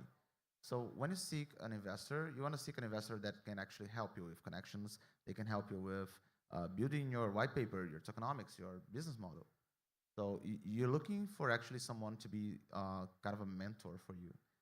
When you look at big VCs that everybody knows about, like A16Z for instance. I'm not going to talk about myself. Let's talk about someone that everybody knows, like A16Z. They are a big investment firm, and they come from Web 2. So they use the experience of Web 2, and now they are in Web 3. But founders from Web 3, they are not used to Web 2 funds like me, like A16Z, because when they get to talk, they're like, okay, now let's talk about valuation. Let's go to a proper valuation. Let's go to a proper tokenomics. Let's talk about how is your go-to-market strategy. If you have market fit, problem-solution fit. Thank you. Yeah, so the reason why I asked this, right, I would like to ask Vinny as well, like in terms of what he said, in terms of ecosystem growth, does TVL actually, or on-chain users, right, actually shows that your ecosystem, your projects are actually growing and expanding more to the market? Cool. So about TVL, actually, to be honest, we are not the top or the first highest TVL on Sui. There's big competitors who have brighter performance than us, but how can we become 5 million revenue even after Aave in DeFi lending protocol? Because we are really building something in the lowest risk management and the highest security way. For example, when Wordless came out, we have no limitation for borrowing, or for lending. We totally make our users automatically use our D app to do the lending and borrowing. Everything is organic. In this way, we want to create an environment with healthy environment.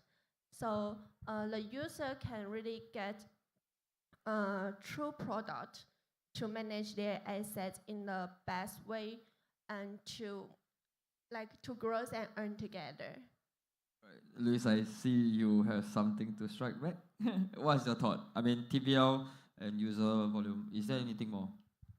No, I just I agree with you. Like I think TVL-wise, TVL and assets under management, that's what brings the real money to the business. And real money is required to build an ecosystem. Like if you're building an ecosystem, people are going there for a reason. And I think that's Web3. We're like, oh, community values and stuff. Like nobody gives a shit about that. Sorry about the saying, but they're going to a community, to Discord, to a protocol, to something, to make money, or like, yes, they want to be part of a community, but they have an end value there. And to be able to sustainable provide that value to your user, you have to be a good business that has a good business model, good product, good customer service, a nice environment. And I think TVL helps on all of those fronts at the same time. So, yeah. What about you, Kelly? Yeah, I mean, layer one, we do care about TVL. Yeah, I mean, we care about volume, liquidity. I mean, that's how a signal of how the capital and also user flowing in. But after a few circles, I think internet computer, we learned the hard way. We realized that growth is not about the chat, not about, people will come and talk about you in the bull run. It's all about like people will still stay when the bear market. And that's how, I mean, ICP might care about TVL, but ICP Hub, we don't care. Joke aside, why I am still here, because we actually care very much about our product. We actually really care about getting builder who actually want to build in our chain, and we actually care about how we can make our chain better so that our user have better experience. So I think that's what we so-called prioritize right now. Yeah. All right, thank you. The reason why I asked that question is, Vinny, what's your thought? I mean, in terms of VC perspective, right? Talking about TVL, talking about user expansions, what's your 2 cents about what they have just said? Oh yeah. When it comes to TVL, let's use the Central for instance.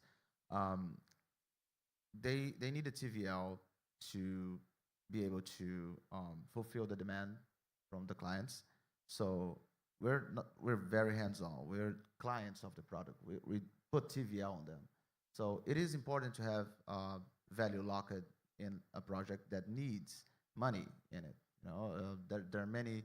I mean, we're talking about DeFi. We're talking about maybe you need liquidity to do multi-chain swaps. So yeah, TVL is very important, and it needs to be like a goal, but you need a plan B to keep it like in your ecosystem. So if you're just doing like a campaign, let's say a campaign, people did many airdrops campaign, right? So when the airdrop happens, everybody leaves. So you see a lot of, we have 7 billion TVL, and then after the airdrop, everything drops to 500,000. And where is your community? Where's everything that you build? So it is nice to actually have a plan and have a business model. So when people go to your project, they put the money there, they instantly see the value and they want to stay there. So you have to be ready to receive the money. Otherwise, everyone will flee. Okay, thank you. So regarding about this, I mean, how much does seamless cross-chain liquidity matters for the ecosystem? Anyone wants to start? Winnie? How much does seamless cross-chain liquidity matters for the ecosystem expansion? So actually, we know Sui just landed on Phantom wallet.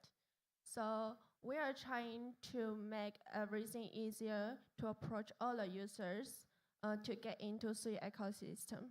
So Sui is quite new blockchain compared to Solana. And we are also trying to increase more users get into Sui, not only in DeFi, also GameFi, PayFi, everything. How can we do this way is we want to make it easier. So for example, in Scallop, we cooperate with many partners about aggregators, wormhole, across the bridges, all the functions, we are trying to make it easier to for the users to use it. Kelly? Sure. I think constraint liquidity is very important because I mean, as from non-tech background, I wake up, I don't care which chain I'm going to use. I just care how to access to my assets and also how I can just transfer my money without, I mean, low cost, easier. I don't need a PDH just to literally. So I think that constraints helping bring more adoption in the Web3 because there's so many non-tech, there's so many users from Web2, they have no idea about what chain to use, which wallet to use. I don't want to have 10 wallets. I just want to mint a token. I just want to transfer wallets, my assets to different change. So I think, and also I would like to say that Web3 actually still very small. So there's no point for us just to stay, like isolated. So constraint is always very important. So that that's how ICB we actually are working on. Like we actually no breaches, no risks. Then we just can just chain to chain integration. So make everyone life easier. So when life is easier, make the user easier. Then I think that's how mass adoption is coming. So that's how I look at it. Okay. I will contradict a little bit of what I said before, but it's because when I said liquidity matters when you're like multi-chain liquidity matters when it's a multi-chain product, right? But in the beginning, you really didn't have multi-chain products. So you had Bitcoin, and then somebody came up with the idea of Ethereum. We all know who they are. So you didn't have like multi-chain liquidity, but you had a good product that people wanted, people needed. So in order to grow your ecosystem, unless you're very specific about being a multi-chain thing, like let's say you're building a layer 0 type of product that needs to be multi-chain, well, you just need a good product that people want to use, right? And what I see in many cases is like people want to be like, oh, I want to be the Ethereum killer, but really like you're not looking at the user needs, and you're just like, it's kind of an ego trip. Like, I want to kill Ethereum. Guys, come on. Like, even Ethereum is killing Ethereum itself.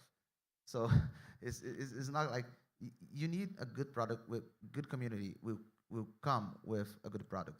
Ethereum community is so big because it was one of the first ones, and it had smart contracts, and everybody came in because of smart contracts.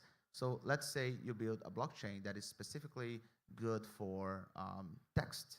So you have text documents that are very important all around the world. So you want to store them there. You're probably going to have a big community of people that needs that. So do you really need liquidity, multi-chain liquidity for this? I don't know, but you can build a community around that. So multi-chain liquidity is good when multi-chain is your goal. Unless that's your thing, I mean, you don't need that. You need a good product, and everybody will follow you.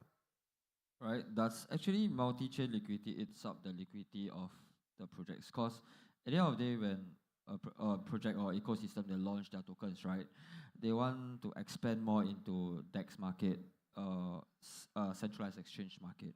So having this multi-chain liquidity, right, like cross-chain liquidity, multi-chain liquidity, does it actually burns up their cash flow or their inflow of cash, like, or their funds within the company?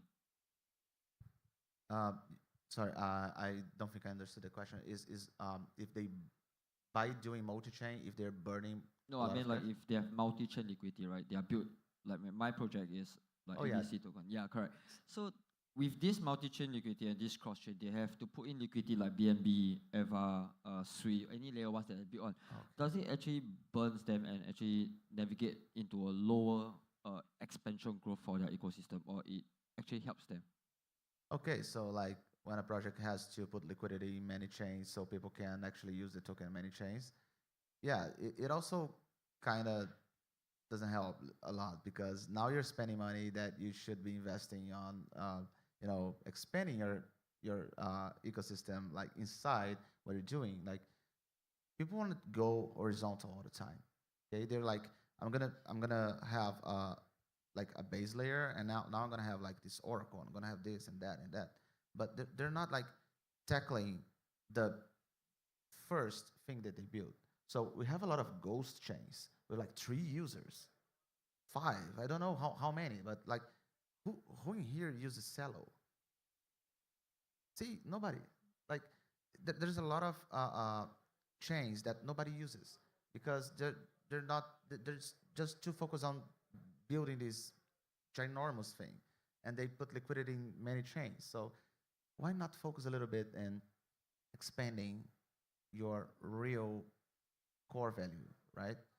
Yeah, they can use money to bring liquidity for traders, but I believe the trader will be way more happy if the product is so successful that it pumps because everybody's buying it because it's useful. So I need that token because it's useful, right? That's a terrible example that I'm going to do right now, but it is what it is. We also what happened with the Trump token.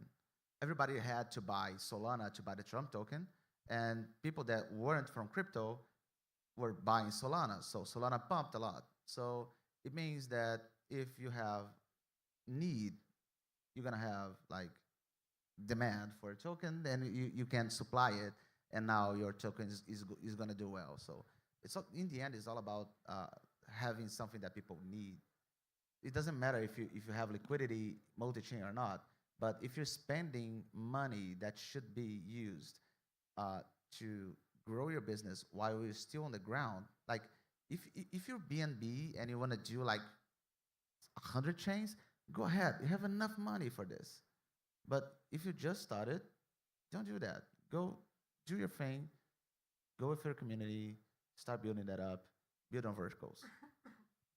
Thank you. What about you, Luis? I think it's well covered. My only opinion is that we need multi-chain liquidity until we stop speaking about the chain when we're speaking about the product. That's it. Like, I don't care which cloud service Netflix or Amazon Prime or any one of those uses. I care about watching my movie. And it's the same thing on crypto. Like whenever I will care about saving the money on a protocol or trading on a protocol or swapping on a protocol, and then I don't care about which chain I'm using. And I hope we get to that point, like really abstract which chain we're working and building and using too. Yeah, I think it's like, because I think it's very different, because let's say you are design, you are in the market for very long, then you already get very familiar with using different wallet, different chain, then it will be very easy for you, and you just likely to choose which chain that is bring you more benefit, or let's say help you to hunt for more, like, I don't know, token airdrop. But if as a new people like me, I'm just started my crypto journey for 1 year, like just 1 year ago, I find very difficult for us to get more adoption if we have so many chains and every chain has different wallet and everything. So I think cross-chain liquidity does have to solve that problem, and also maybe make us to bring more people, just do Web3. Because Web3 actually is still very, very small compared to the traditional one. So I think it depends. Like it really depends. Yeah. How about you, Winnie? For me, okay, for us, we are trying to not figure out, but looking for more users on Sui ecosystem, also our D app.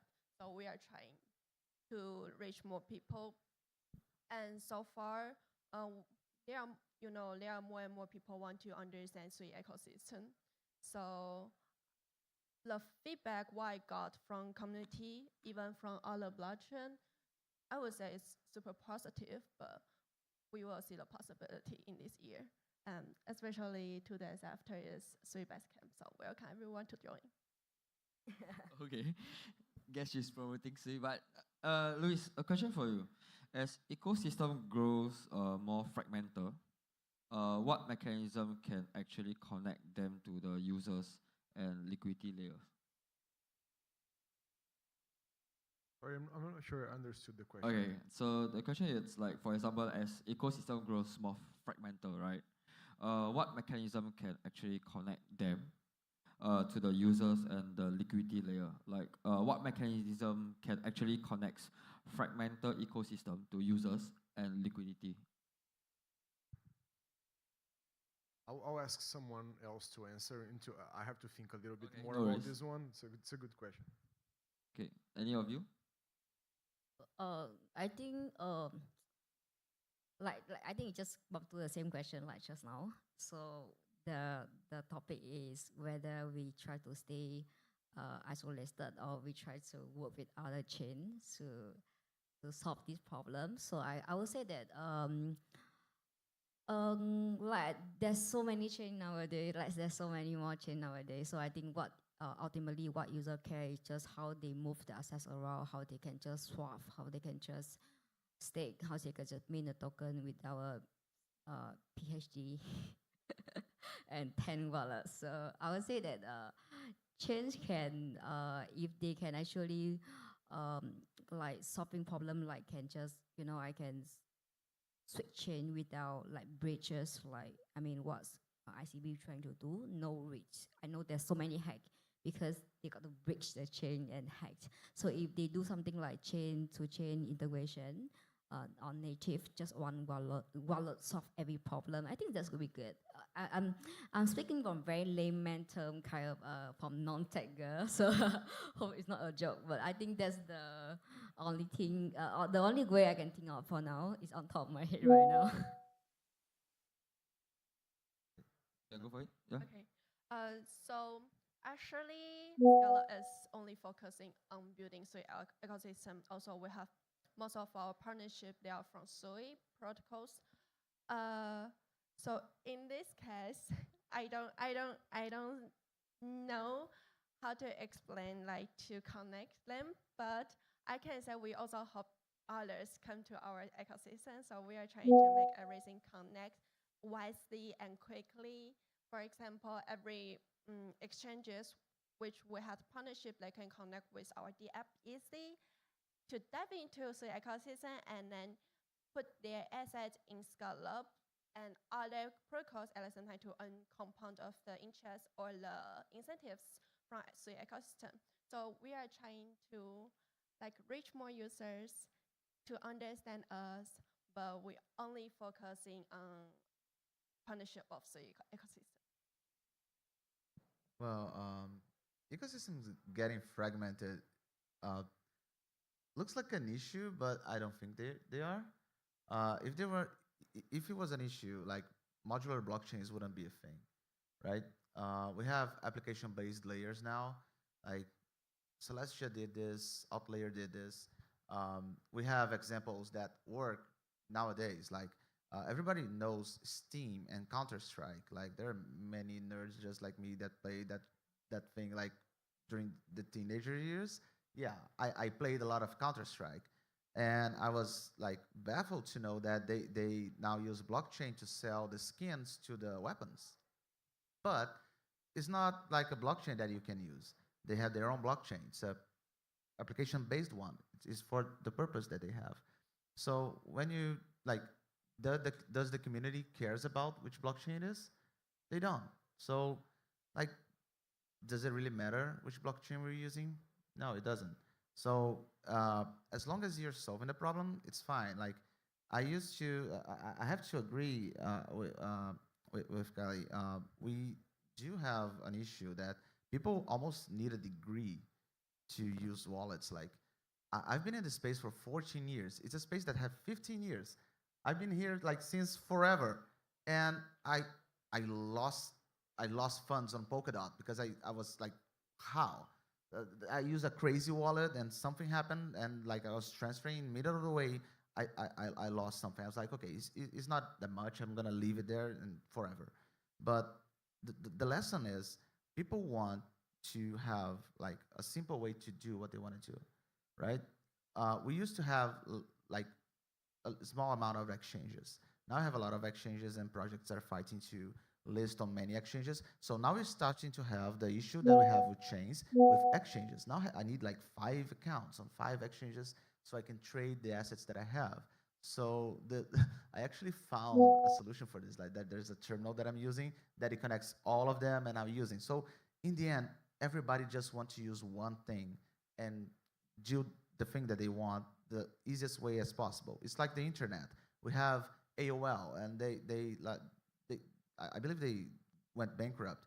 Do we know which provider of internet we're using? No, we don't. So, like, fragmentation is not an issue. I believe companies will keep doing this. Like SAP will do it, Steam will do it, and like eventually, oh, let's get Coca-Cola. Do you think Coca-Cola wants like to be on Solana? So the day Solana stops working again, they just lose billions of dollars, or like, oh no, damn, Ethereum fees are going high again. Like no, they want something specifically built for them, like a controlled environment that they can use, right? Like So a real use product for the project to actually retain and sustain the community and actually expand into the market. Is that what you're trying to say? yeah, like I mean, we saw what we saw many projects that failed trying to go against the user. Okay, we saw many projects that failed trying to go against the user because they think they know what's best, but the user only wants like one thing. They just want to do what they want to do, right? And Kali said it like the best way. Like it's I don't want to have a PhD. That's the thing, you know. Exactly. I hate tech. Like, oh my god. It's online stream, but basically, I mean, I hate all these like complicated thing. Like, I mean, my mother, she heard about Bitcoin. She want to buy Bitcoin. Say, okay, you know, let's start a lesson. She like, nah, just forget about it. Like, let's download about it. Or let's say I want to start a new project, and then my mom will support me because not on an exchange that then centralized exchange that, and you have to download like MetaMask or download I don't know whatever chain she was like, I know Kelly, can I just give you money? Like, can I just give you like USD? Then you can just go and buy the own token. So I mean, like, if you really want adoption, so make life easier. Yeah, Yeah. people bought the again, man. I have to stop using this example. People bought the Trump token with credit card. They didn't know which chain they were using. They didn't care about Solana. They were just buying it. Like, oh, there was a website that people could put the credit card on and buy it. So yeah, I'm totally against meme coins, but at least I have to learn something from them. Like user experience is the thing. Is the issue with ecosystems and user acquisition is not on like, at least for me, okay. I can be totally wrong on this, and somebody will correct me, but it's not on which chain you are, how fragmented it is, how big is the like ecosystem of, like, I mean, maybe you need an oracle, maybe you need like a centralized exchange, but it's mostly on the user experience. You know, it's easier to use this one, I'm going with this one. I'll never touch Polkadot again. That bad? Yeah, I'll never. It's being recorded, right? I'll never touch it again. Because it's on live stream. It's live stream. What? It's on live stream. It's a live stream. I'll never touch it again. Okay, look, fix your UX. I'll touch it. All right. Luis, anything to take on after? I think it's all good. Like I agree with like the takes, and I don't have anything to say further from that. Yeah, I think like I also believe that we should abstract everything, and that fractionalizing the ecosystems is not necessarily a bad thing. I think app layers, etc., something that's happening, and I think we have enough room for big ecosystems to be sustainable, and trying to get everything and word everything might be a mistake that crypto is trying to solve, like makes the everything so harder. So yeah. All right. Just out of curiosity, I mean, if for instance, like we are talking about user acquisition, growing communities, right? If we take away those incentives like airdrops, or any like other incentive like dividends, that kind of thing, staking, APY for lending, will users actually still stays around a project, or will they actually stays around this industry? Because from how I learn crypto or how I understand things, right, I look into DeFi, I put my money in the bank for 1 year as a fixed D. The amount of money that I'm getting back is maybe like 3% of whatever I put in. But for crypto itself, I put in about 6 months and I get APY back of 8% on a centralized exchange. Then I can do a flexi and get back like maybe in 1 year about 10 to 12%. So if we as a project owner, I mean like if you guys take away these kind of incentives like airdrops, etc., will are projects still able to actually grow community, or will they actually stay in your community and stuff like that? Anyone? Yeah, like airdrops can bring the initial users, and just like I said in the beginning, if you have a good product, like for instance, you have a great use case. Like in the U.S., for instance, people are they're panicking for 4% interest rates. I come from Brazil. I was born and raised on interest rates. So like if you're scared about 4%, try 14. So that's what bonds are giving in Brazil. Like I get 14% just by putting my money in the bank and leave it there. So if I live in the U.S. and I can tap the liquidity from Brazil, I can tap the investment in Brazil using a DeFi project, an RWA project, I would do it right away. You know, so that's the kind of thing that a blockchain project can do, because it's decentralized, so you can send USDT to somebody and just do it, right? So you will use incentives like a nice APY. You use incentives like, okay, I have a nice APY, but nobody knows about me. So what I'm gonna do? I'm gonna bring them with an airdrop campaign. I'm gonna make like a marketing campaign as well, because that's another thing. Like there are marketing agencies out there that can do marketing for you. You need a good team of marketing as well. But there are many ways that businesses can promote themselves. And if you have a good project, they will stay. They will stay. Like I usually when I usually cash out, I put my money on passive income, and these passive incomes are usually very nice, and I never leave them. That's like one thing that you can think about. Like that's what you want to do. Like you're doing this. I think my take on this is like have to give a step back. Maybe it's getting better now, as said on the earlier panel. But people in crypto, 98% of them don't know anything about business. Airdrop campaigns are like we're not making anything up. Like it's cost of acquisition. You're like spending money or the future money that you were minting out of thin air to acquire more users. Some of those users will have a product market fit, like user market fit with your product. Some won't. Are you being able to attract the right user that will stay? Like how much it costs to bring it, and how much are the TVL, like LTV, lifetime value, will they keep it on your protocol? Was that worth to distribute so much money to them? It's like math, you know. Some cases like Hyperliquid, great case of airdrop. Like they didn't spoke about, they have a good product, they rewarded the users, they was got more money, they spend more money on Hyperliquid, they like just crazy volume up there. So that's a great one. Uniswap early on, not like the tokenomics, but the airdrop rewarded the real people.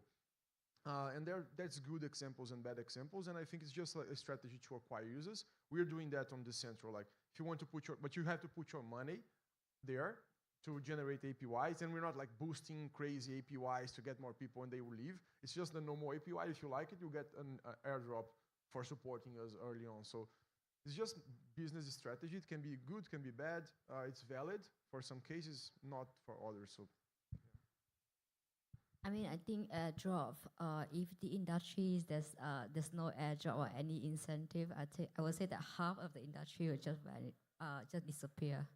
Literally, just like a meme coin, just disappear after Elon stop tweeting about it, or just like ghosted like how Tinder did, basically.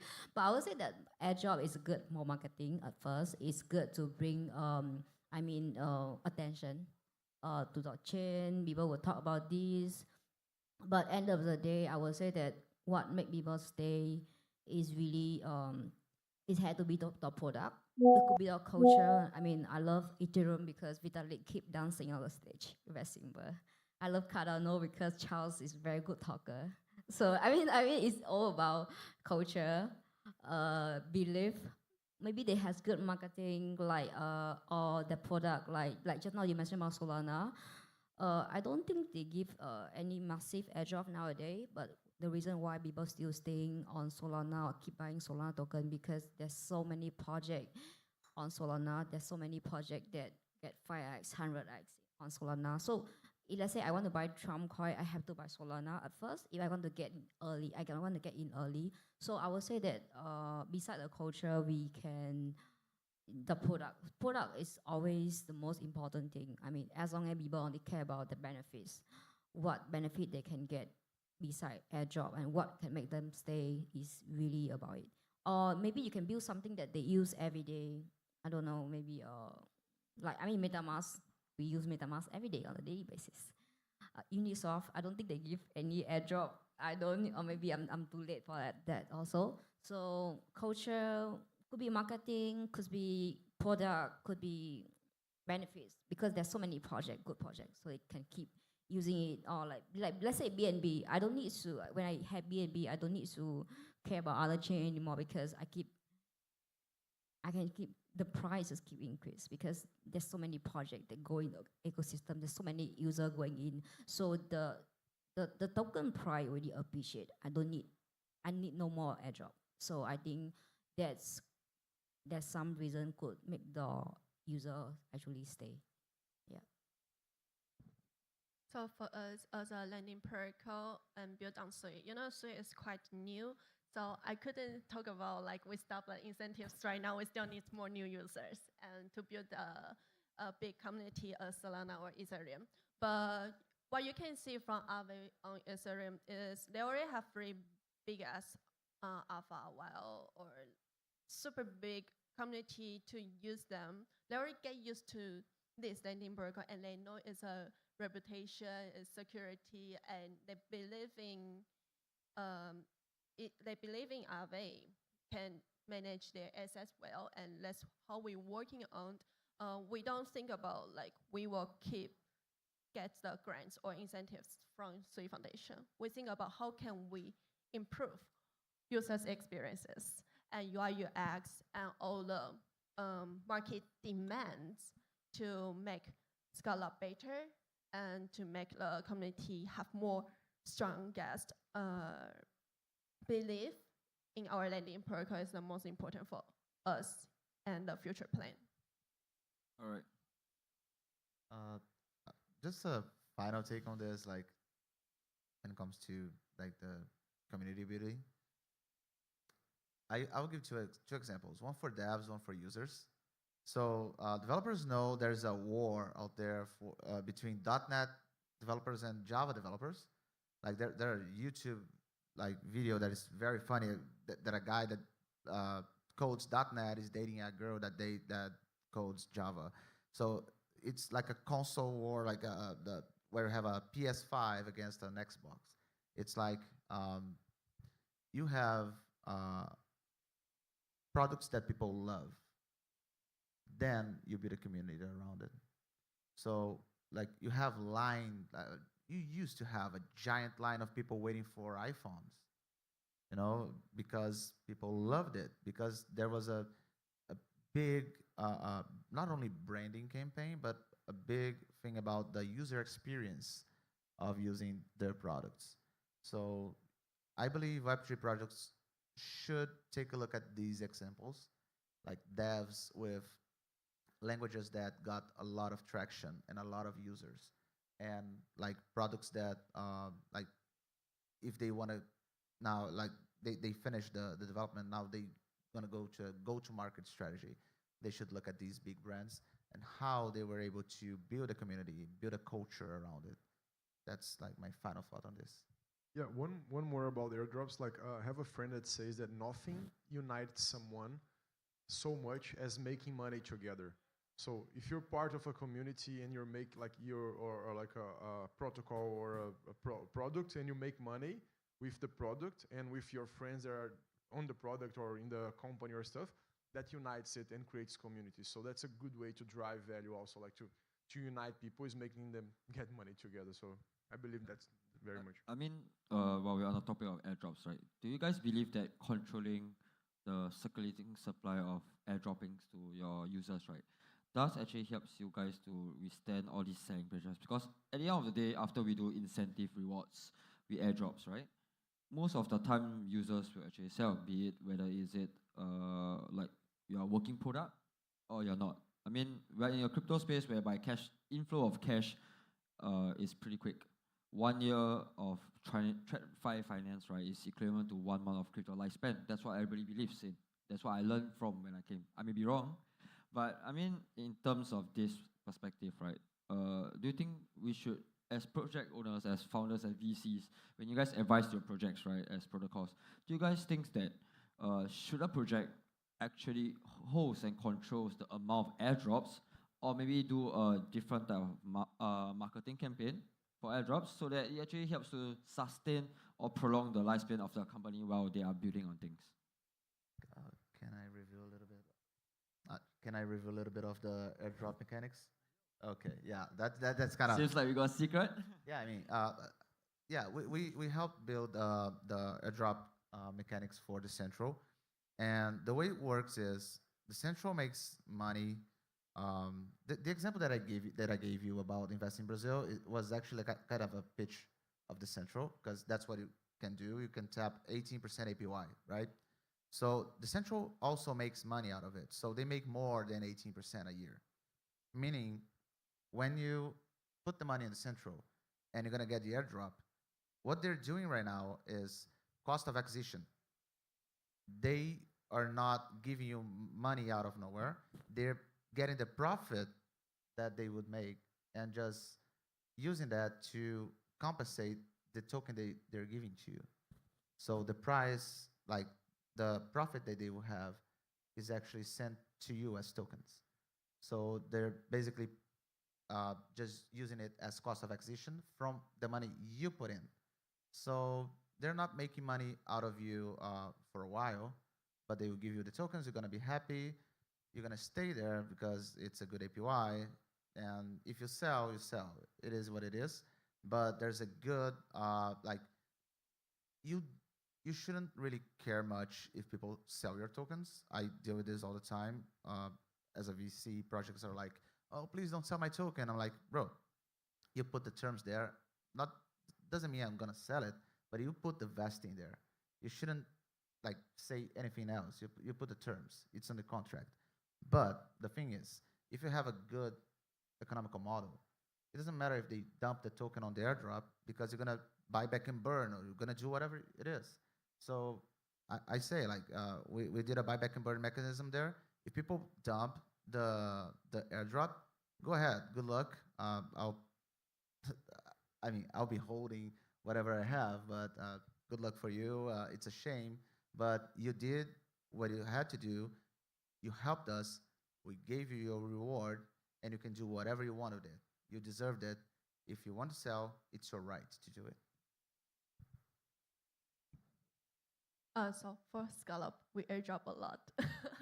I would say keep continuing to give the feedback to our community, and mostly I talk with our backers or VC. I don't say please don't sell, but I say maximize your the token you get and the allocation you get. So I have to proud of my project that we have almost 38 million of our token SCL got locked for 3.75 years. And how can we build up this strong belief from the community? Because we make this token have them maximize profit for the users. So for our backers, the VCs, they are not only invest and earn money and then left. No, we are long-term projects. They use our money to manage their assets because they know how we do the risk management, they know how the Oracle works or the security works, and we make everyone understand what we are doing step by step, what's the internal information for you to maximize your assets. We have really high land interest, we have really high borrow incentives from Sui Foundation, but we provide really good value for the people to earn. Everyone wants to earn, and we are trying to do our best. So airdrop is necessary, and the way how you do it is the most important. We need to think about it and make the community stronger and believe in you. I mean, there are a lot of chance that the user, after receive the airdrop, they will just sell it straight away. But there are a lot of chance that they will buy back. And they're getting FOMO, and then they buy it back at a very high price. So I think it's about communication with the user, like show them the roadmap and show them what milestone you have been done and what going to do next, so that they can believe, like maybe there are, because everyone here has to invest, right? So there's some people who just sell, there's some people who just stay, and some people will just lose money. I mean, yeah, money not from the sky. Someone has to lose money for you to earn money. So I would say that it's so wrong to say that. But yeah, end of the day, people only care about the wallets. So I think chain or like any project, they actually, if they good, they work very good at the communication to the community, the marketing, the PR. Tell the community, yeah, this is our product, what we're going to do to generate, let's say, revenue, how we're going to get more user, then user will have, I mean, the reason to stay. End of the day, everyone here is why they get into crypto, because they want to find a better investment product with a better percentage of return. So yeah, I think that would be some way that can get the, I mean, can make the airdrop holder stay. All right, thank you. I think coming a bit short of time, before we end this off and wrap up this panel, right, just a quick question for everyone here. Since you guys are from projects, VCs, real assets as well, just a quick question. After doing all these campaigns and everything, getting all your community interested, before going on to launch, does choosing a right listing partner or listing exchange does actually helps you guys to grow, for project owners, does actually help you guys to grow more and expand your ecosystem or your own community? I didn't understand the question. I mean, after airdrops and campaigns, correct, does choosing the correct platform to list on, Okay. does actually helps the project grows their or expand their ecosystem even more?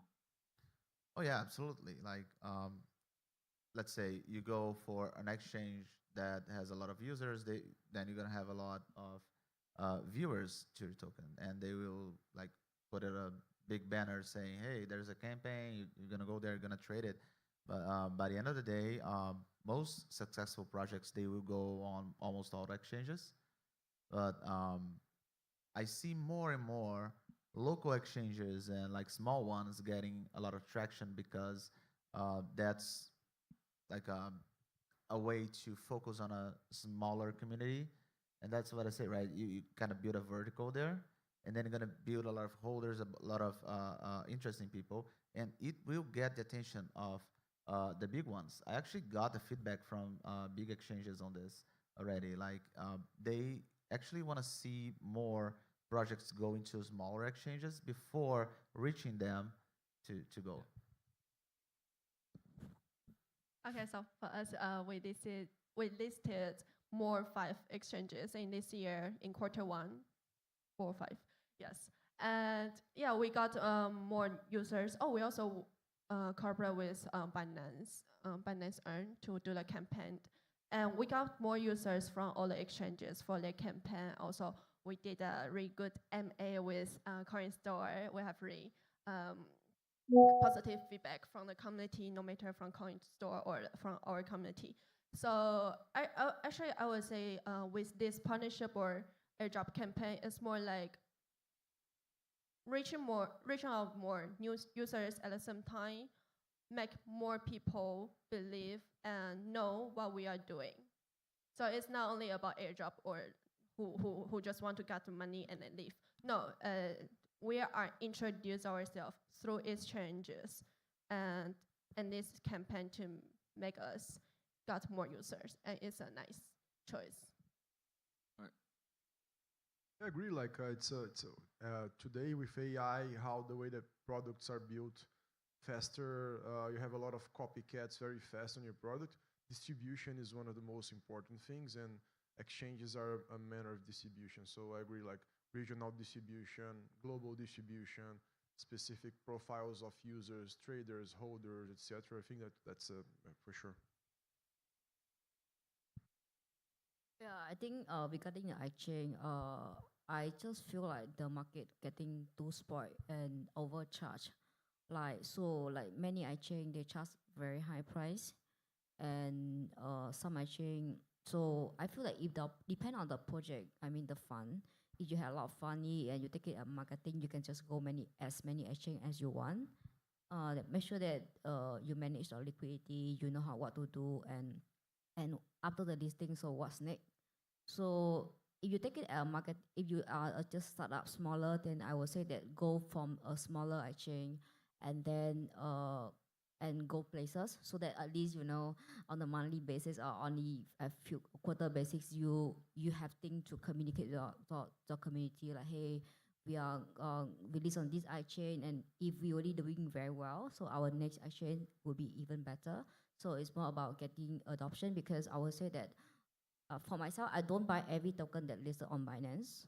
I will buy some of them, but not every one of them. So if you, so basically, I would say that really depends. It really depends on the strategy, the marketing wise, and the fund also. So don't need to follow what other project do, because and see how the market, and so just go from small and make sure that you get the own community. Make sure that the community engage and they buy in the token. They not just buy a token. They believe in the token. They believe in the project. And then you can go in, when you have more fun, you can go a bigger exchange and bigger exchange. So anyway, listing is not the end goal. So after listing, what's the next also? So that's what you should think of. So if you just throw all the money just to go to exchange and hopefully that it go 10x or 100x, it's not how it works. So I would say that it really depends. So you have to work with our team, work with experts, and also see how the market and plan accordingly. All right, Ken, thanks. I think that comes to the end of our panel. Hope you guys learned a thing or two, especially from VCs and Scallop and ICP and Decentral as well. Thank you.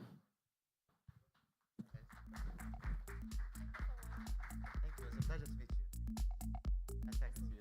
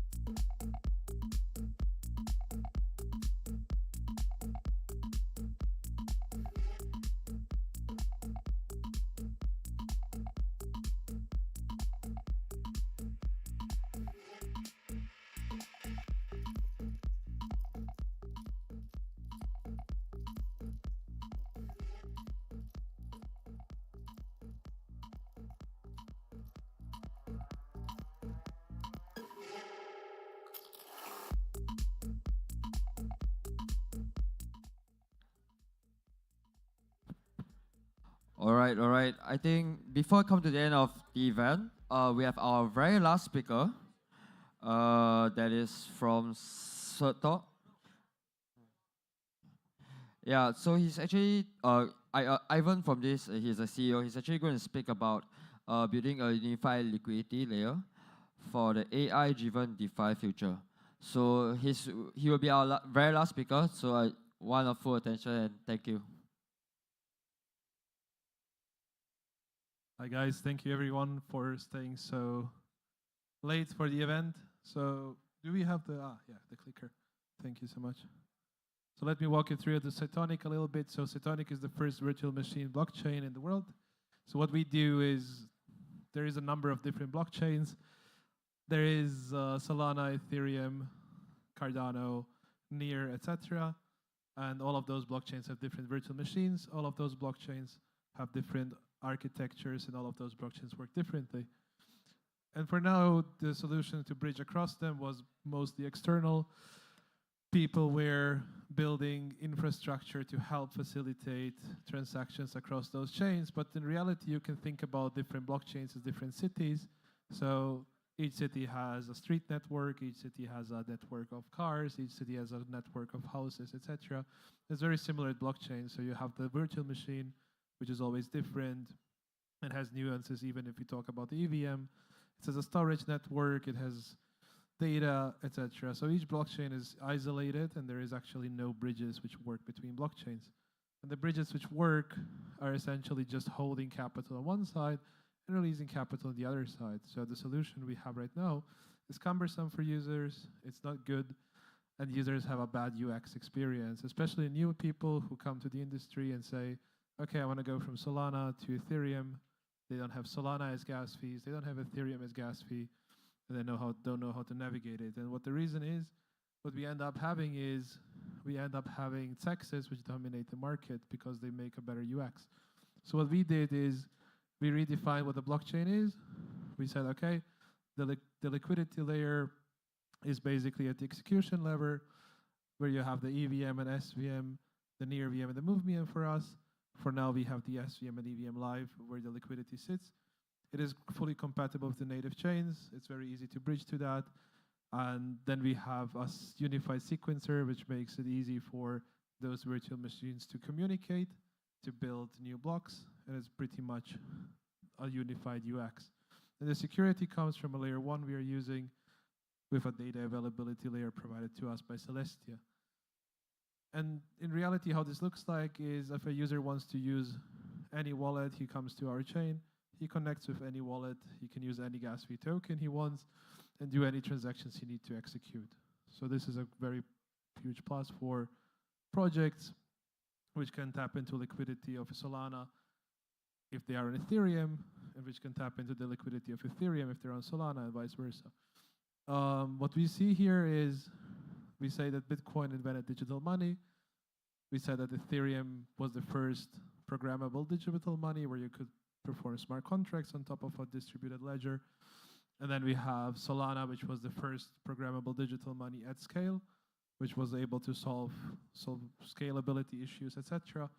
And now Cytonic comes in with a new compatible layer for all of those. There is good examples. For example, GMX went from Avalanche to Arbitrum and scaled their TVL by 10x.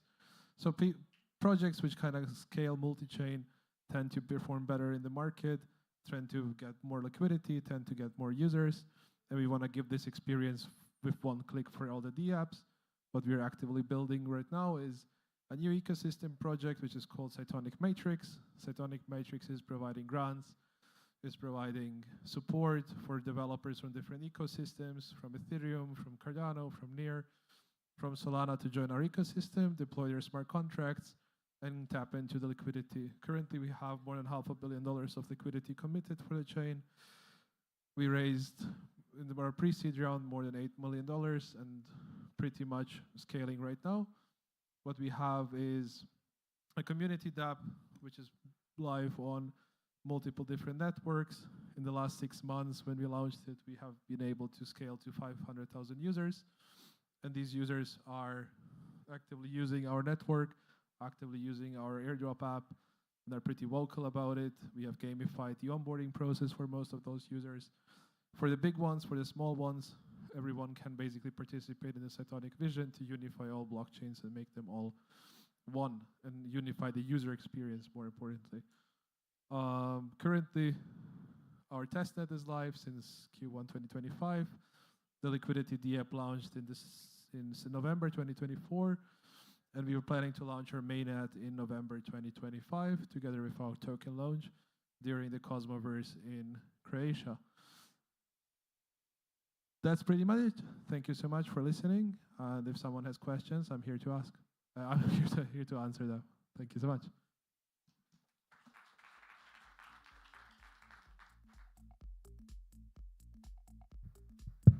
Okay. Thank you, Evan. So, is there any questions for him? If not, then I think this is a wrap for our event for today. I think at the end of the day, thank you so much for everyone that is actually attending online and offline. We do have many amazing speakers very up from the first where we started to the end of the event. So, yeah, before we end off, could I gather everyone that is here to actually just take a quick group photo? And I know it's a busy day. There's many more after party, right? There for Token, and tomorrow is the main event, and everyone. So yeah, could we just gather everyone just for a minute or two, just to take a quick photos in the middle of stage? Yeah, thank you.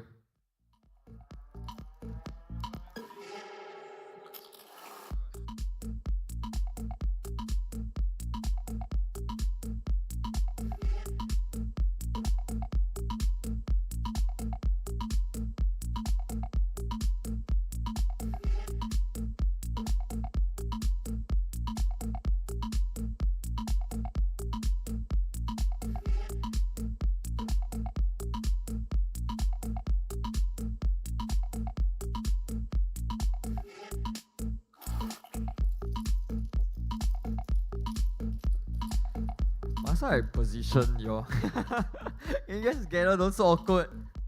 No, I mean like there's a lot of hosts, right? Can you guys just squeeze in a bit? Come in front. Some can sit down, like casual. Come on, we are DJs. We're from crypto. We are DJs. Just sit down, man. Yeah.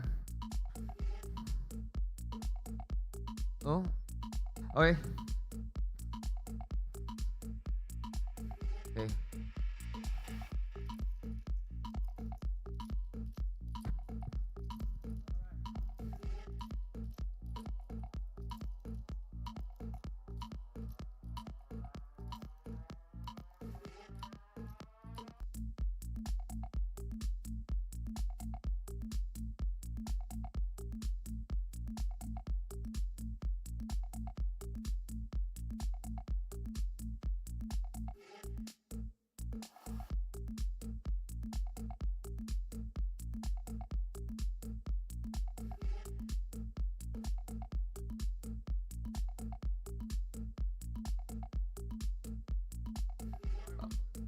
Okay, thank you.